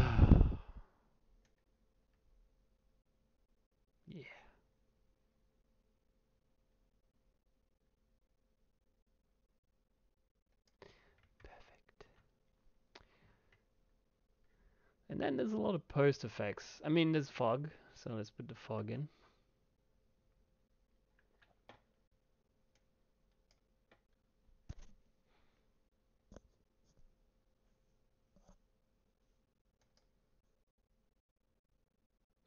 We're gonna need to put a key light in there.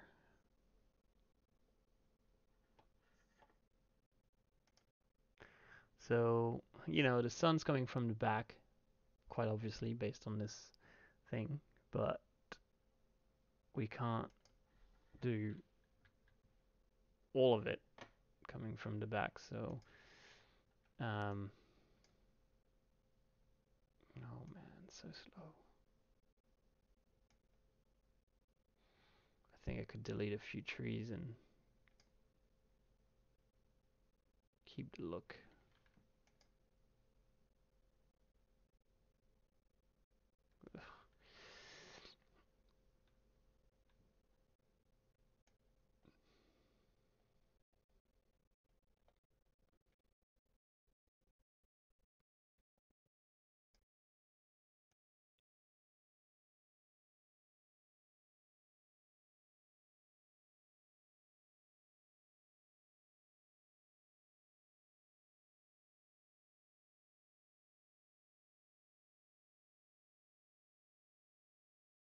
Okay, getting creative with the lighting now, or creative.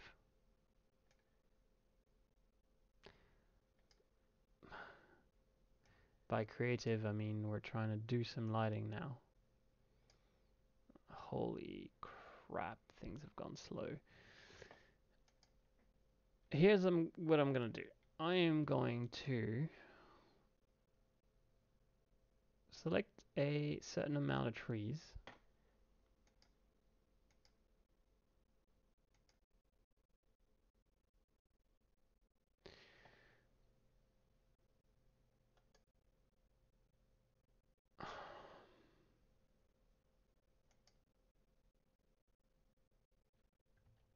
No.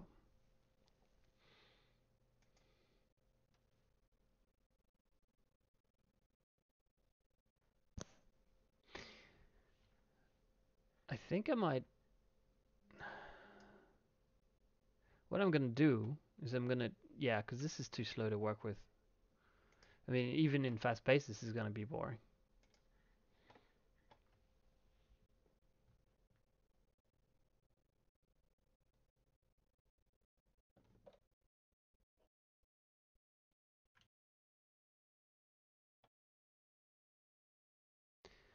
So what I'm gonna do is delete the background trees. I'll make them again. I mean, they're all duplicates. Because for the lighting, I can't do that. I'm gonna leave one here and there.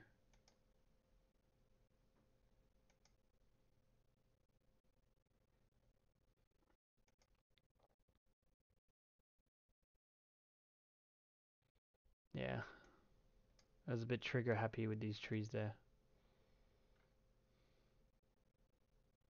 Oh, still slow away. Come on.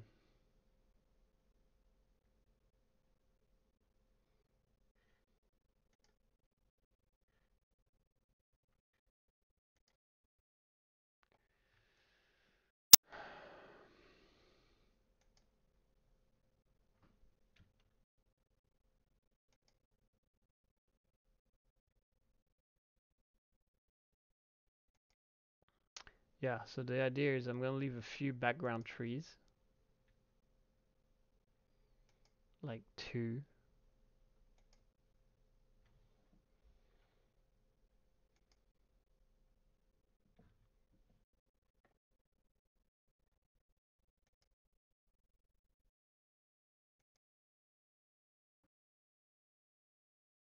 This one we couldn't even see.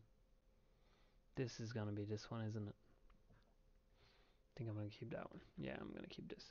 But the guy behind it, this guy, don't need him. And so that one tree at the back is going to be the one that I use as like a fog reference. I'm gonna delete this guy too. Okay. Okay, that's a lot better.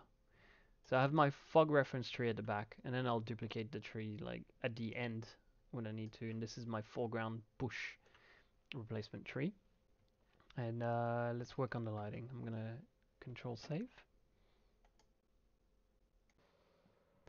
Okay. Just took a bit of a break. Sort of forgot where I was. Oh yeah, lighting. Okay. So we'll rotate this key light till we get.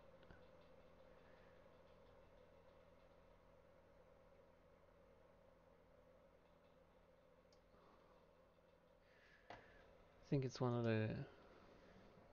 This is one of these times where we have to.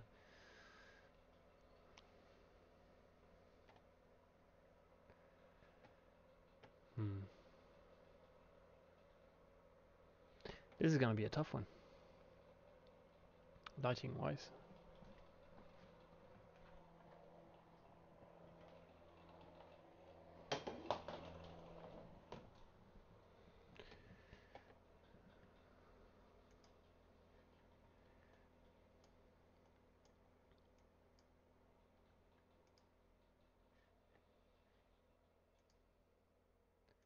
We're gonna get the material for that struct, make it a bit more yellow.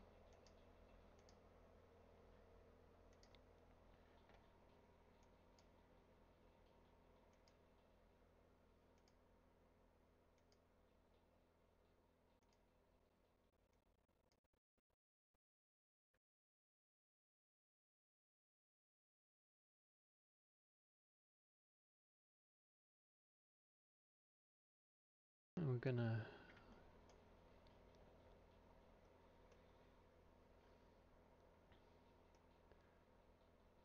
orient the light a little bit more. Like this.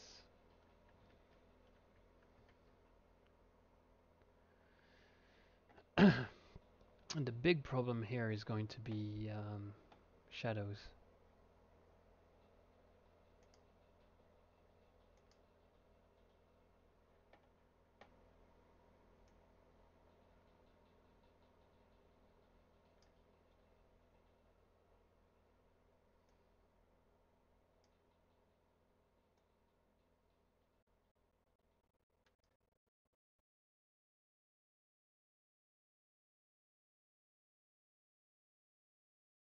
I'm not even getting the.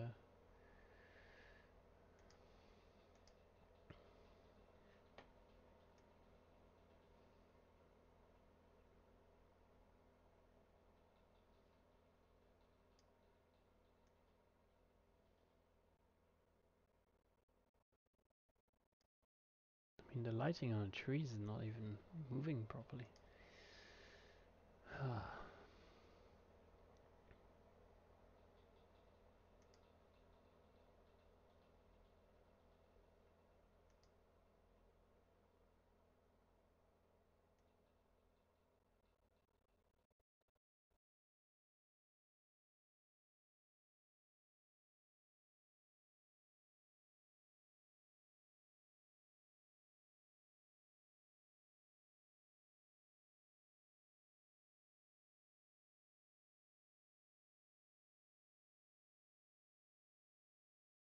It's a bit more like it.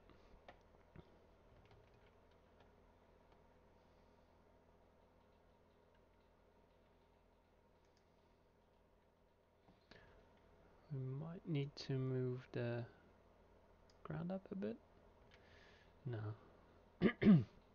Just need to move the plant person down.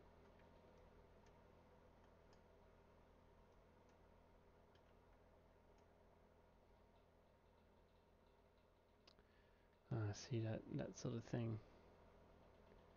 That's tough. Okay, let's have a look at our fog, because we're gonna need fog.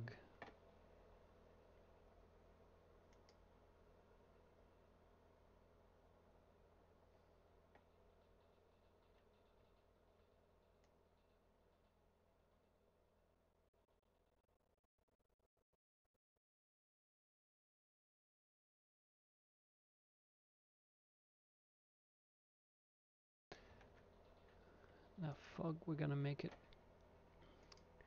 yellowy green.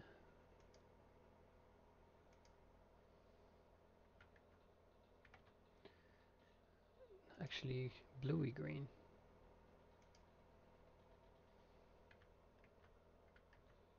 Yeah, blue green is much more fitting.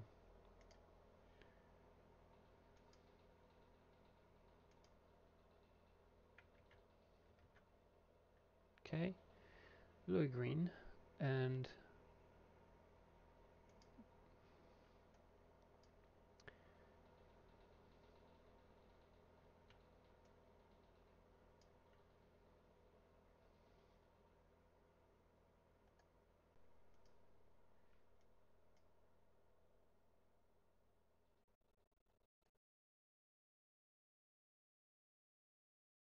this is all very slow to work with, guys. Very slow.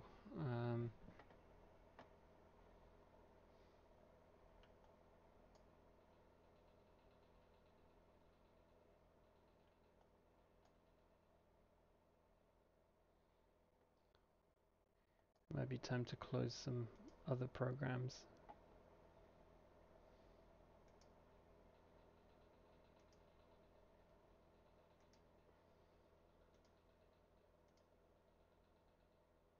Oh, we don't need to save that.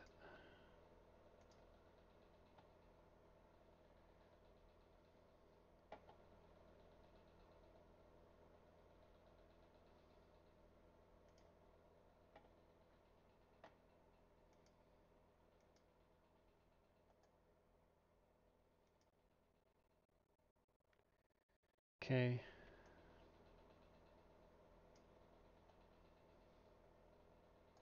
It's a little better.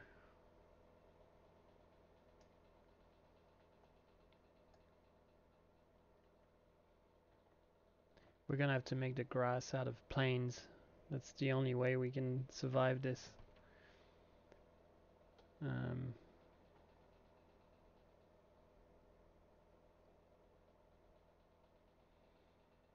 hmm.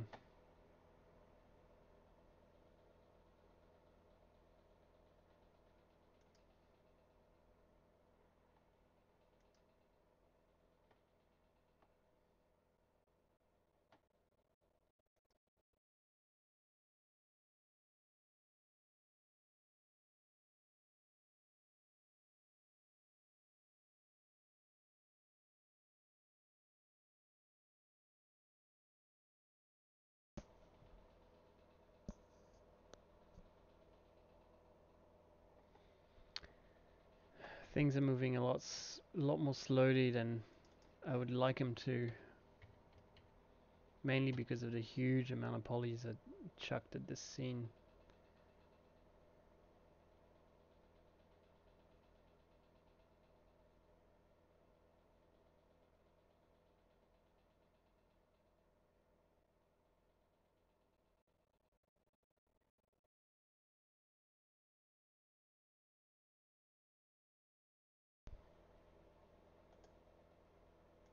And we're back. Sorry about that, guys. There was probably a bit of a cut. I imagine that maybe there's a part of the video that's lost. But my computer just had a huge meltdown. And rightfully so. I did push a lot of polygons into Unity. So it decided to take over my machine and kill it. But we're back, and we're now, now we've got like a workable viewport, because I deleted a bunch of trees beforehand. And maybe if we're lucky enough, we can put our little game view up there so we can, check out what's happening when we move the lights and stuff. So, okay, so then let's see what happens when we rotate this light. Okay, we have something's happening, which is good because it wasn't before. I think something was dying slowly. We're we're actually getting some good light changes now. And what I actually need is that screenshot. And I saved it. Yes, I saved it because I was using it as a background image. And here it is. Things are dark. Light is definitely, well, at least on this tree, light is coming from this side. On this guy, light is coming from this side. So we're gonna make the light come from camera left. And down.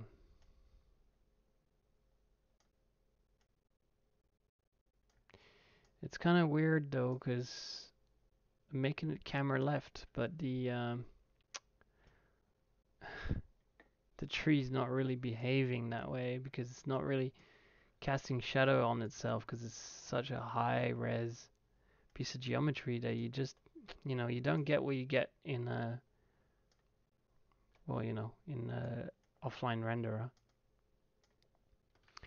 So because we're in real time,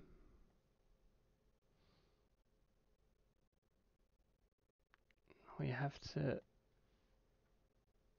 not saying we have to, oh, look at that. What is that? Which way are we pointing here? We're pointing the opposite direction. My normals are flipped. Huh. The normals are flipped on the leaves.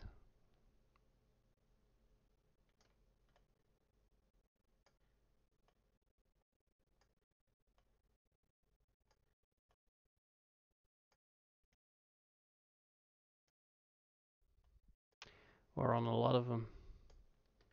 I wonder if we could...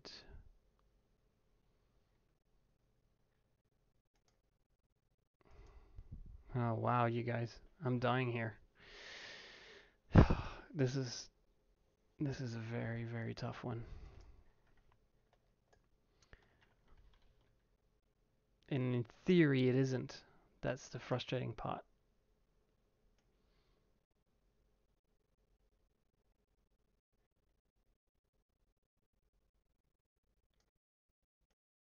Everything looks like it's bottom lit because the normals are like, I don't know if they're flipped, but they're definitely not double-sided.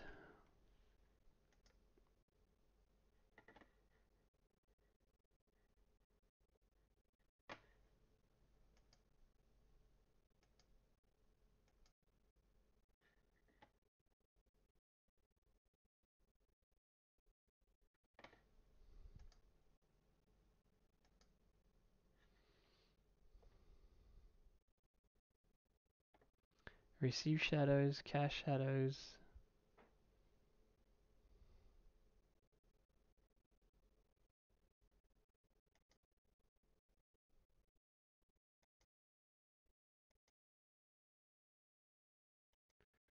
Oh.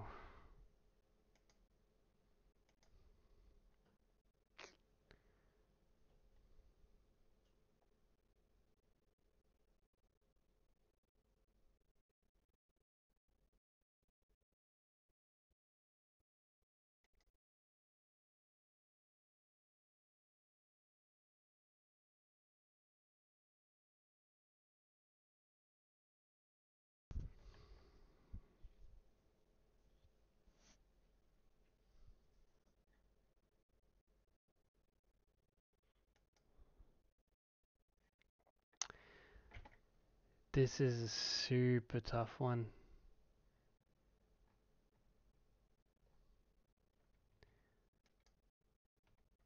I should have. I need to bring these trees into Maya. I think I need to get rid of these trees. We're gonna have to take a few steps back. Yep, I think.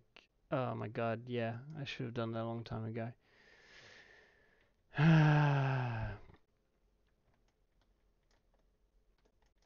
I'm gonna take these trees into Maya and actually do some cleanup. By the way, Autodesk, Motion Builder, Maya, Mudbox. Are you kidding me? Are you kidding me? Who designed these icons? Ridiculous.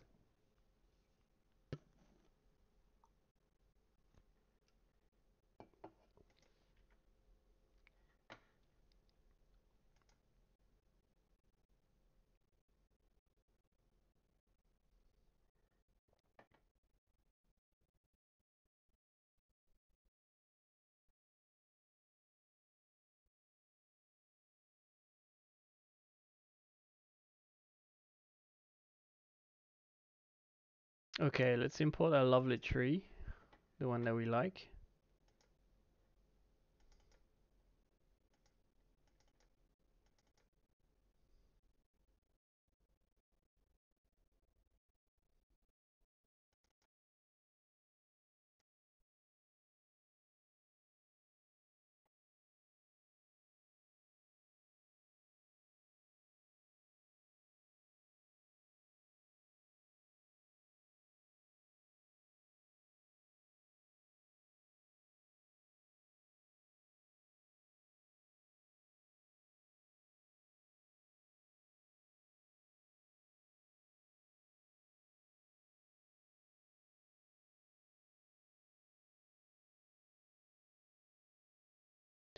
And the most important thing that we need to do is actually just collapse all these meshes into a single object. I mean, come on.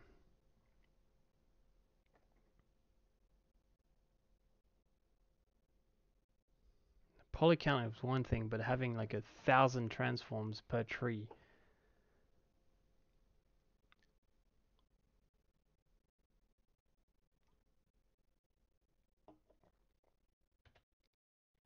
Oh, this one's fine. Oh yeah, but that's not the one we were using, is it? Oh, let's go and import the one that we were using. And it was on the desktop. That's the one.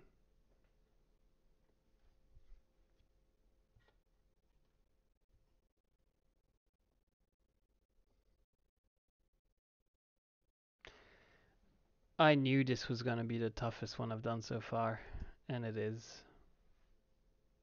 I am currently losing my mind because I'm trying to get it done before bedtime. Oh, lo and behold, you gave me some attributes. Import the goddamn thing.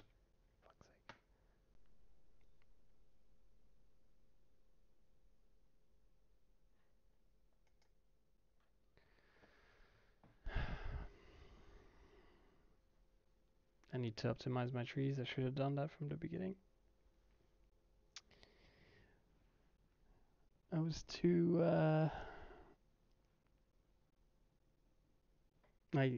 I thought for some reason that I was gonna get away with it, and I didn't.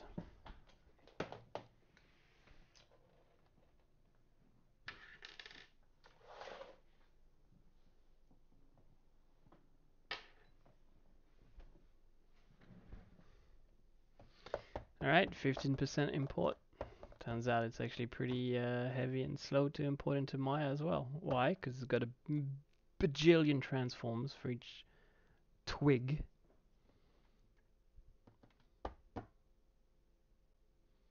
Sanity check your stock models before you put it in the game. It's tempting to throw it in your scene because you got it here. It's a file format.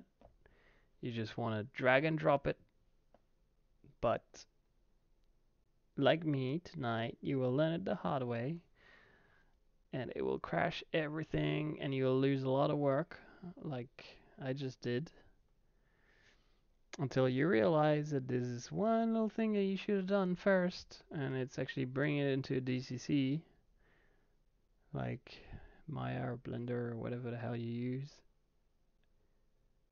and sanity check the damn thing. Oh my god, it's so slow.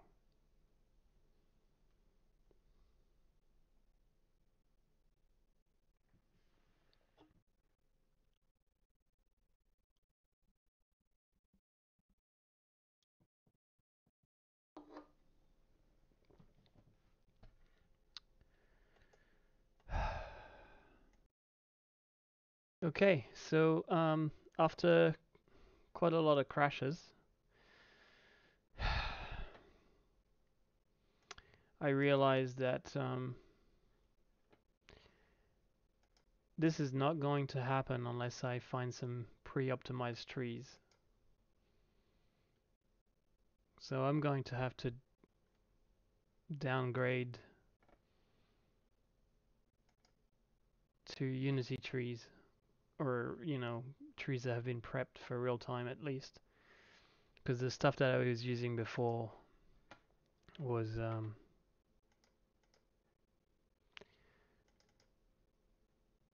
not working, and this is actually a lot better, and I think we can make this work.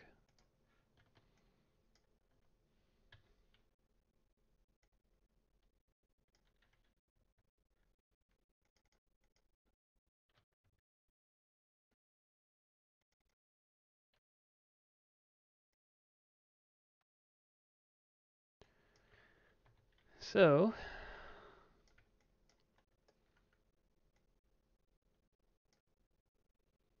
let's get back to our layout.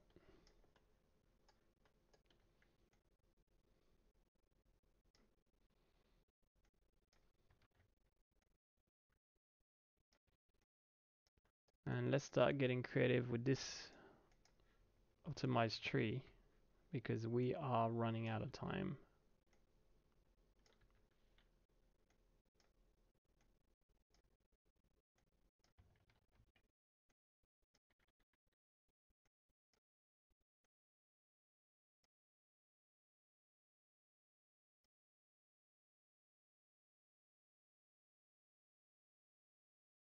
If you're not too sure what I'm doing, just look top right. You can see my little viewport.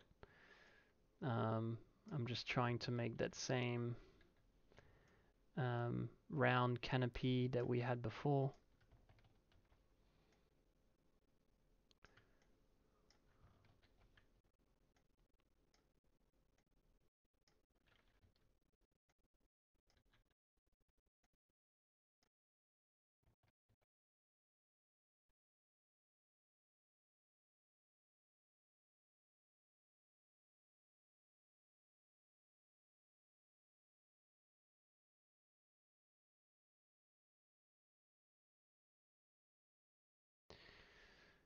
It's really not the same, is it?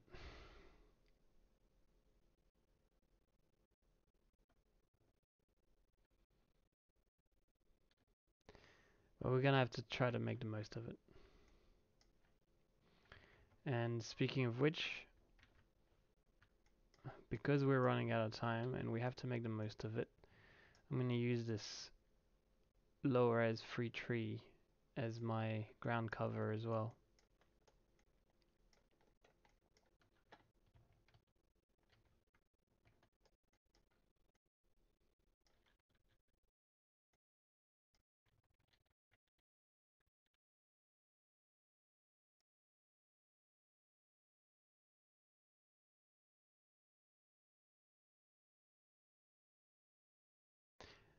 I do feel a little bit dejected at the moment because I had grand ideas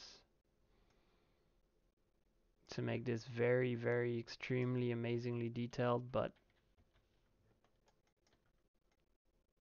there's only so much memory you can buy these days, especially at the moment. It's expensive. So I am going to very much just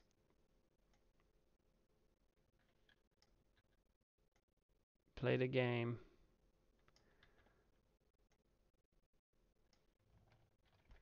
and do it with these real-time trees, which is not too bad actually. Once you start playing the whole, you know, rotate, rotate, duplicate, rotate, it's not too bad. What we don't want to lose is the shape of the characters.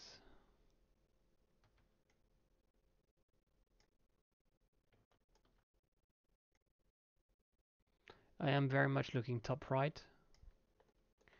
That's how I'm moving all my my stuff.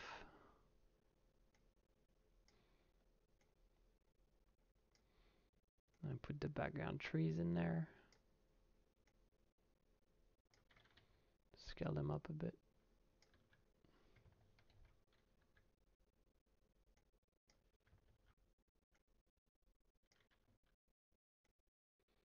Make sure they don't look too tiled.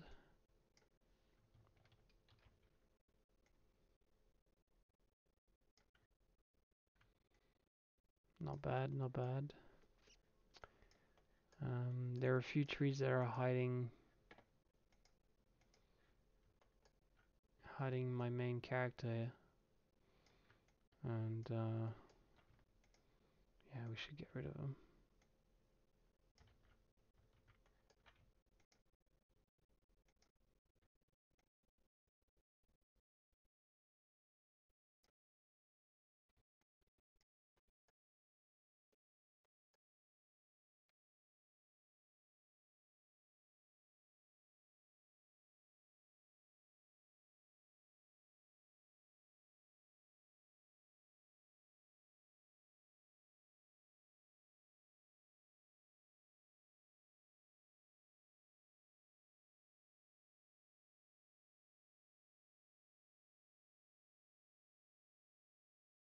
There we go.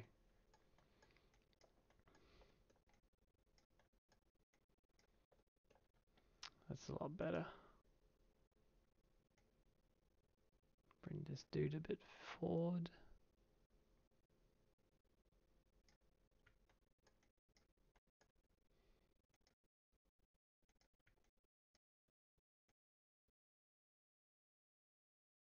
A lot of these trees need to come down so that we can see that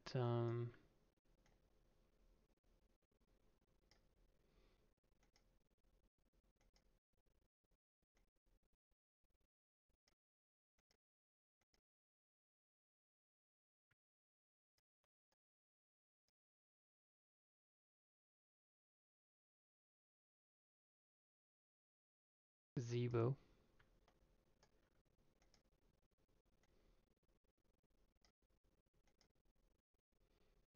Okay.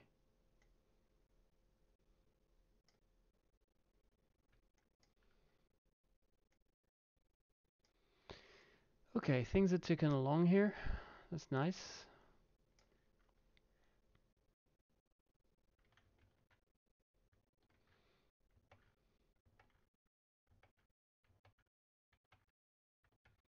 Okay, now we're talking about like some real shadows.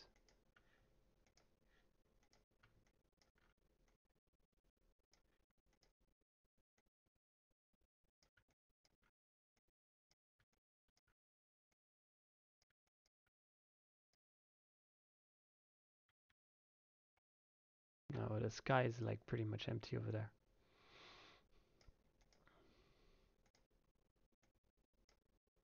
All these trees can come down.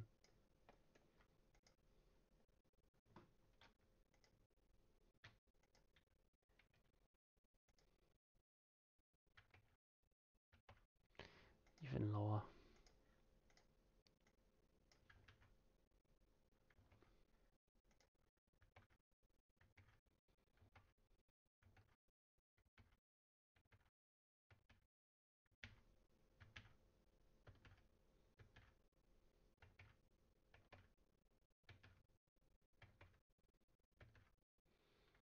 move down the trees in front of the...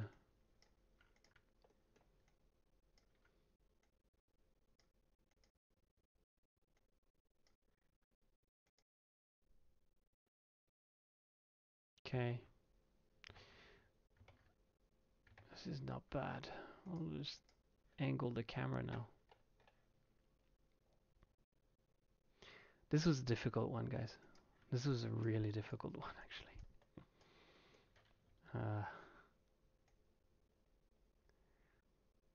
This is definitely a bit of more than you could chew type of situation.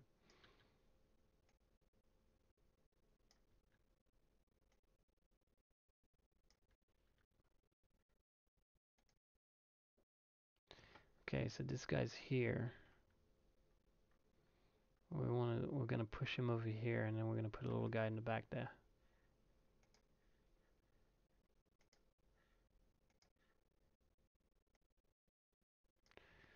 Might have to...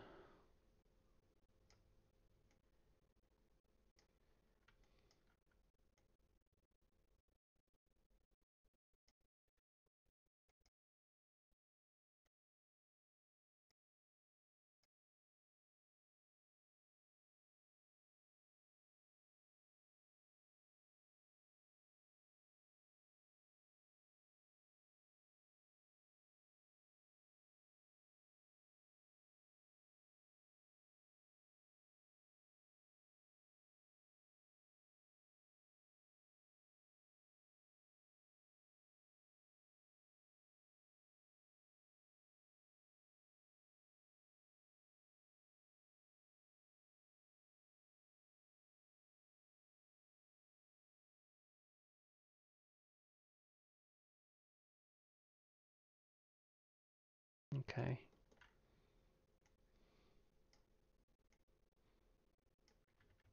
As far as layout is concerned, we're definitely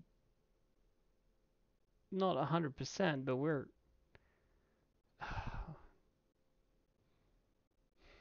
we're getting closer.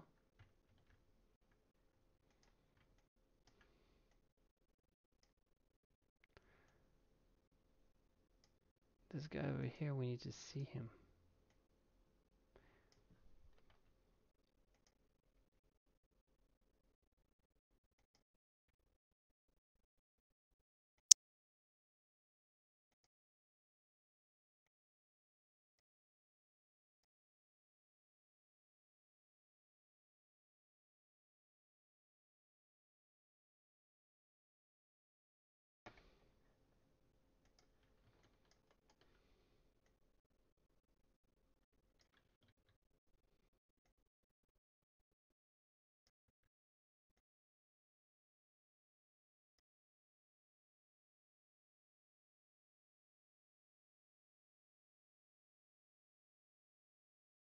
We're getting there.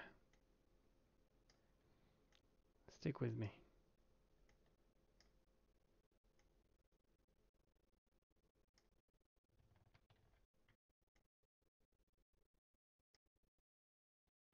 Okay. Okay.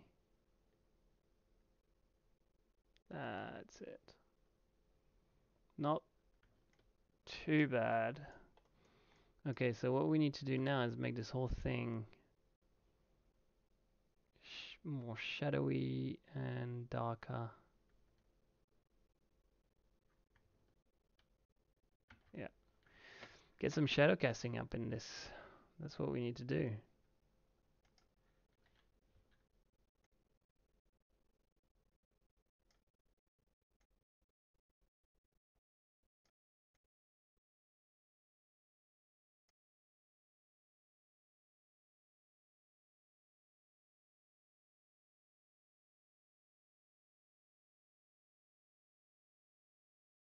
I think more importantly, we need to turn down a lot of that.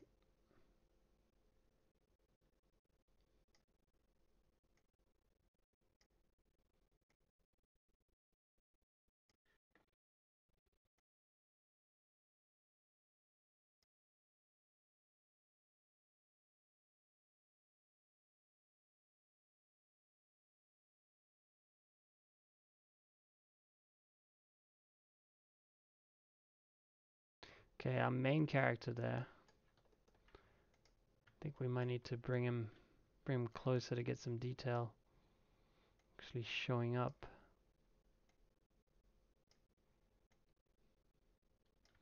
Because that's the thing, they have a ton of detail, these guys.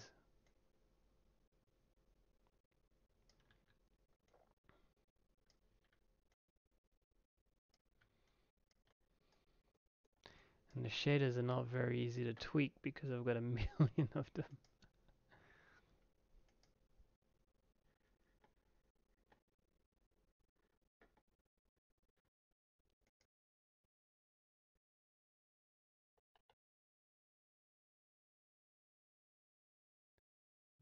Fine, fine. Roses. Let's get the roses and see if we can.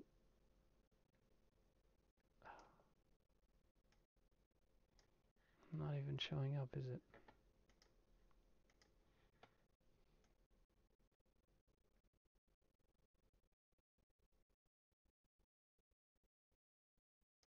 Okay, we're gonna need.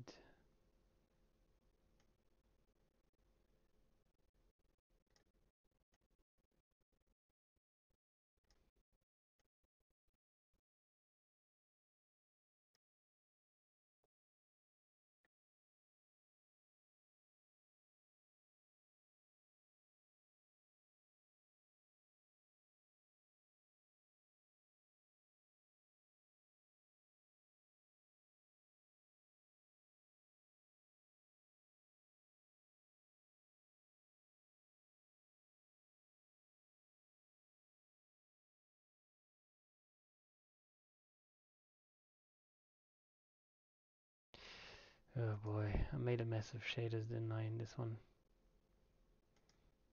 Could have been so much more simple if I actually took the time to apply the right shaders to the right geo, etc, etc, etc, but I didn't see it coming. Gotta be honest. I guess that's the point of the exercise. Shit.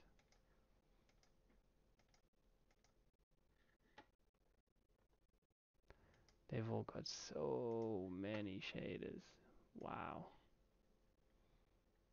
And they're not even using it.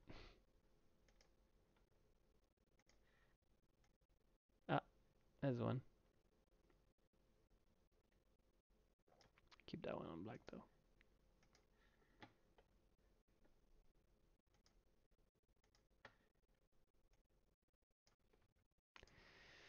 God damn.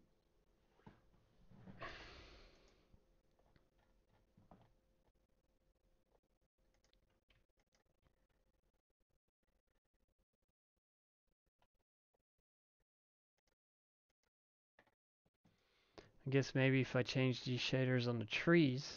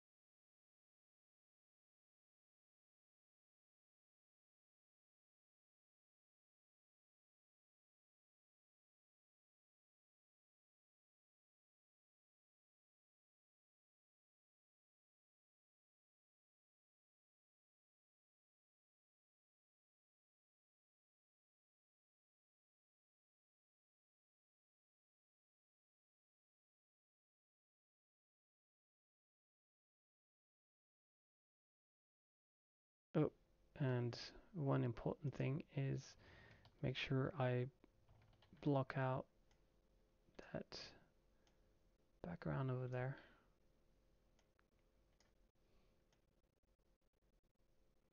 And part of the trunk.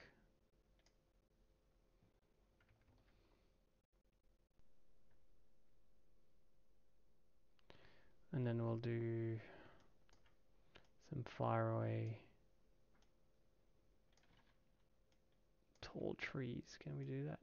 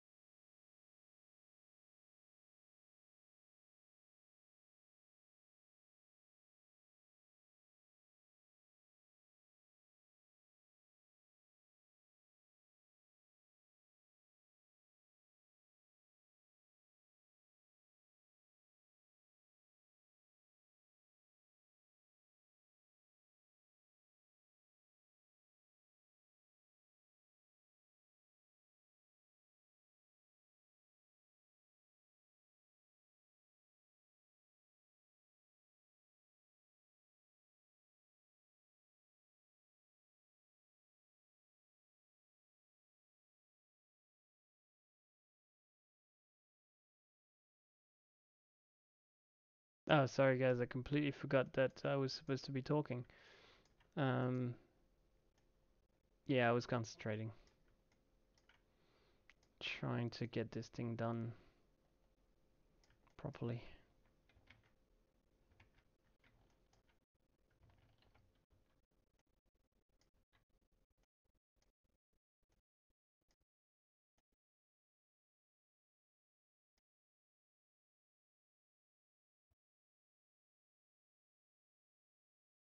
Okay, not bad. And background trees.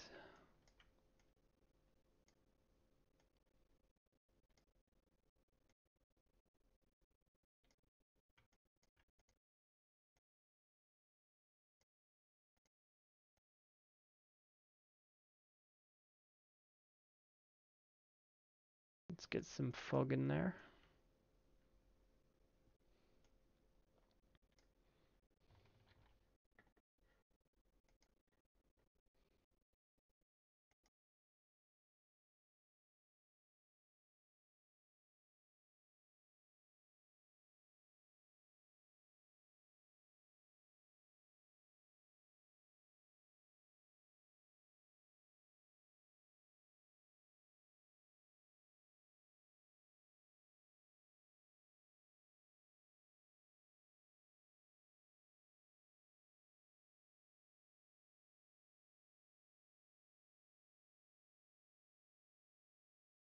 Not bad. Okay, I guess. Huh. Well, I guess we could just. We could do better, but we could just go ahead and.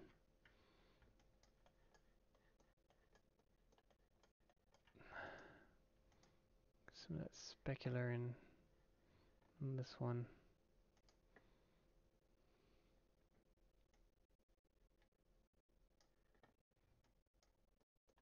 I feel this one doesn't. The normal's all messed up. Damn it.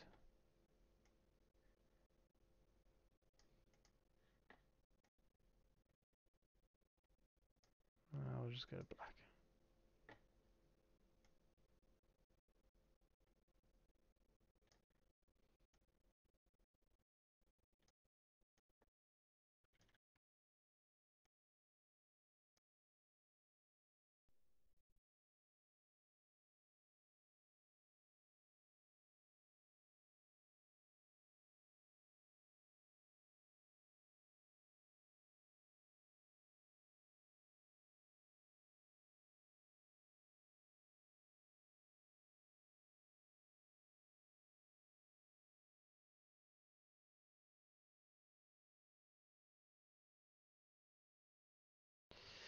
Curious to know if we can get some of that.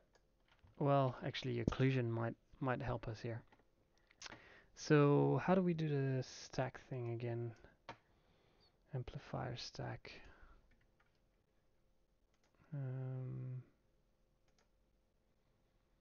Sorry guys, I don't use Unity that often, so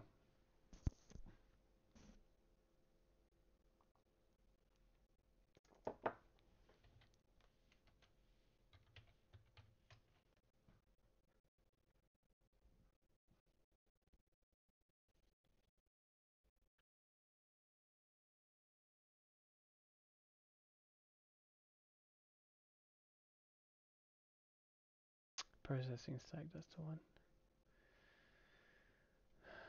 Import that.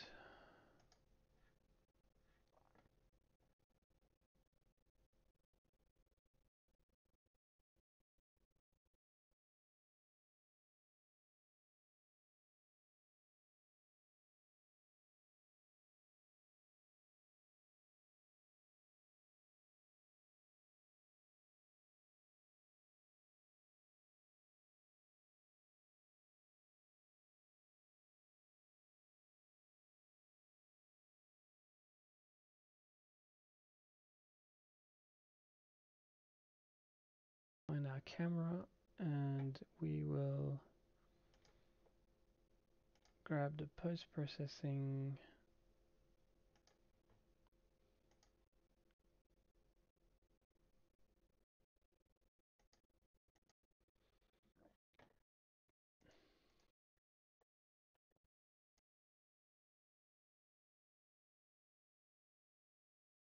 Post-processing behavior. And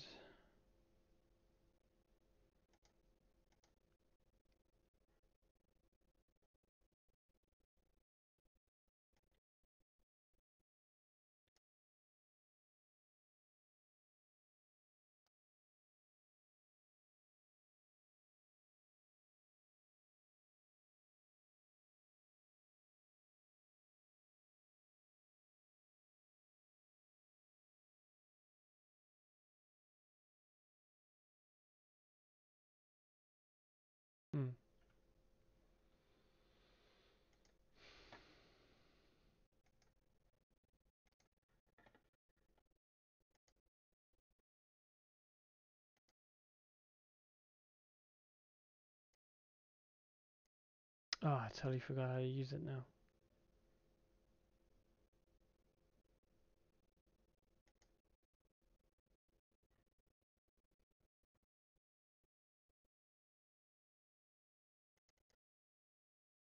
Oh no. No, no, no, no, no, no.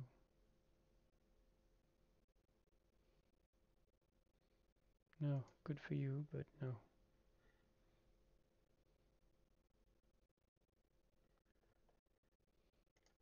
Oh, yeah, right.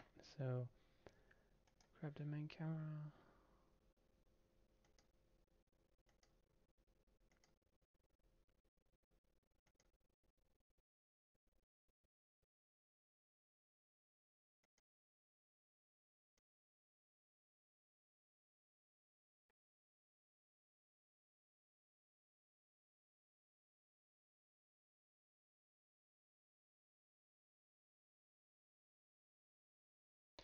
I've gone really quiet now, sorry guys.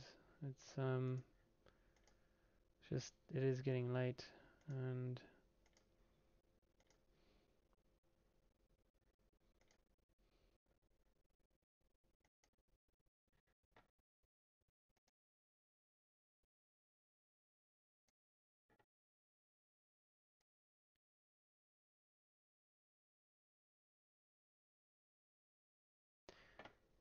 that's the one. PP profile, PPP. And then now I can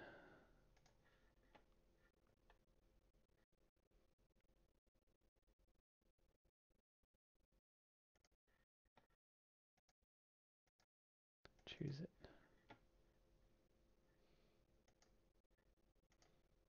Okay.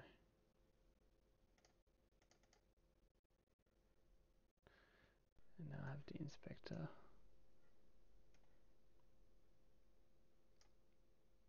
There we go.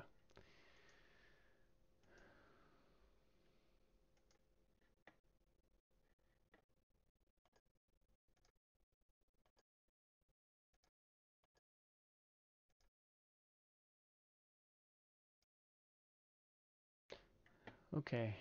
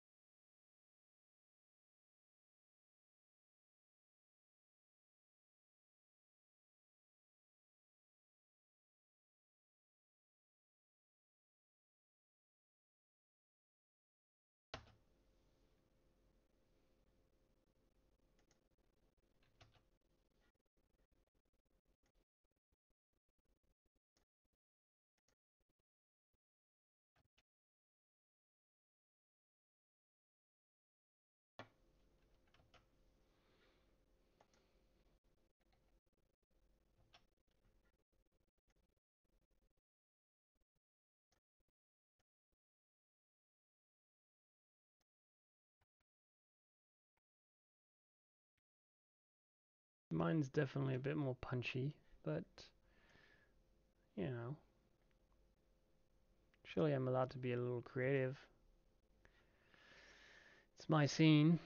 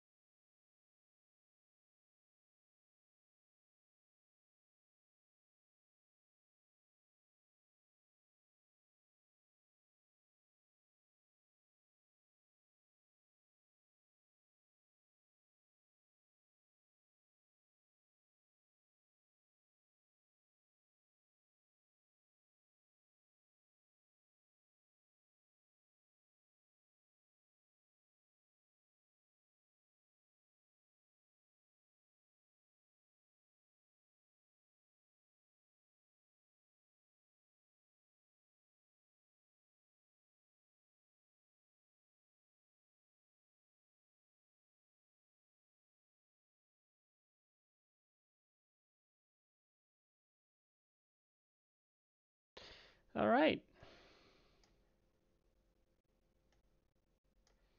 Well, this is not great. not not amazing.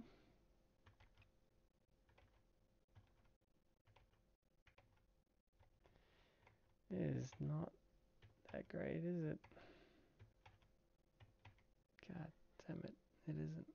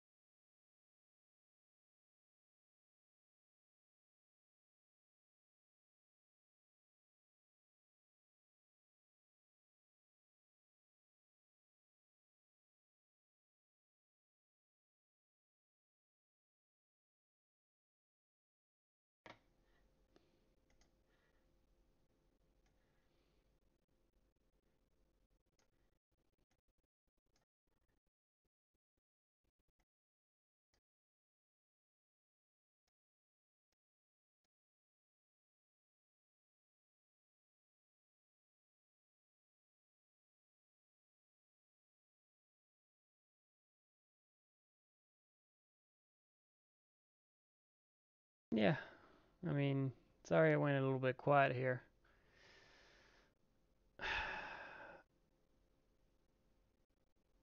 Let's be honest, I didn't exactly nail it. This is gonna be another one of those that I'm never gonna watch again because every time I see it, it's going to be full of annoying mistakes that I wish I hadn't made. But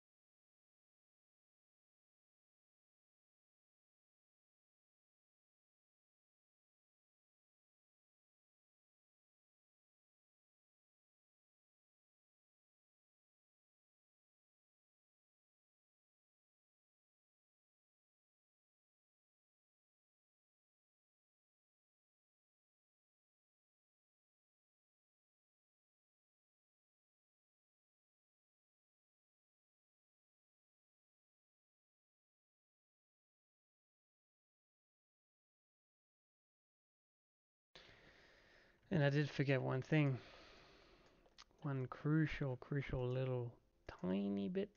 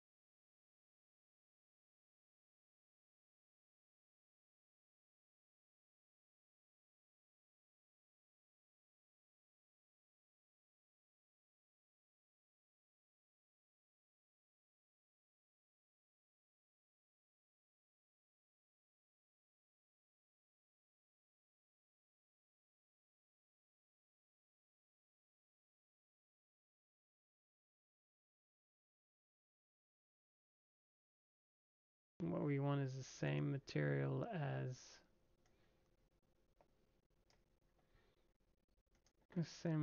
what this guy has. So how do we white wood?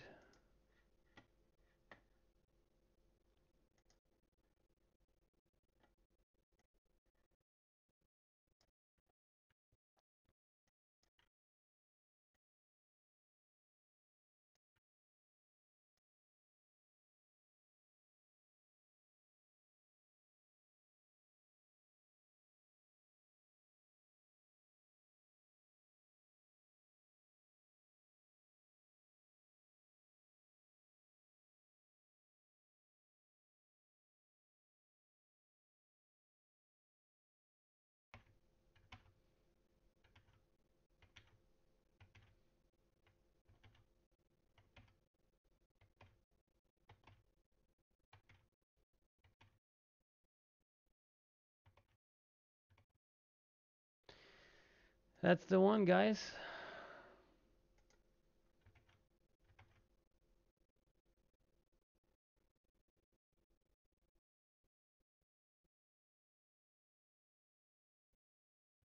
I'm gonna leave it here. It's not perfect, but that's gonna be it for now. Alright, thanks very much, and I will put the comparison at the end, like you guys suggested, and I hope you guys have fun watching the fast track. Thank you again, and bye, I guess.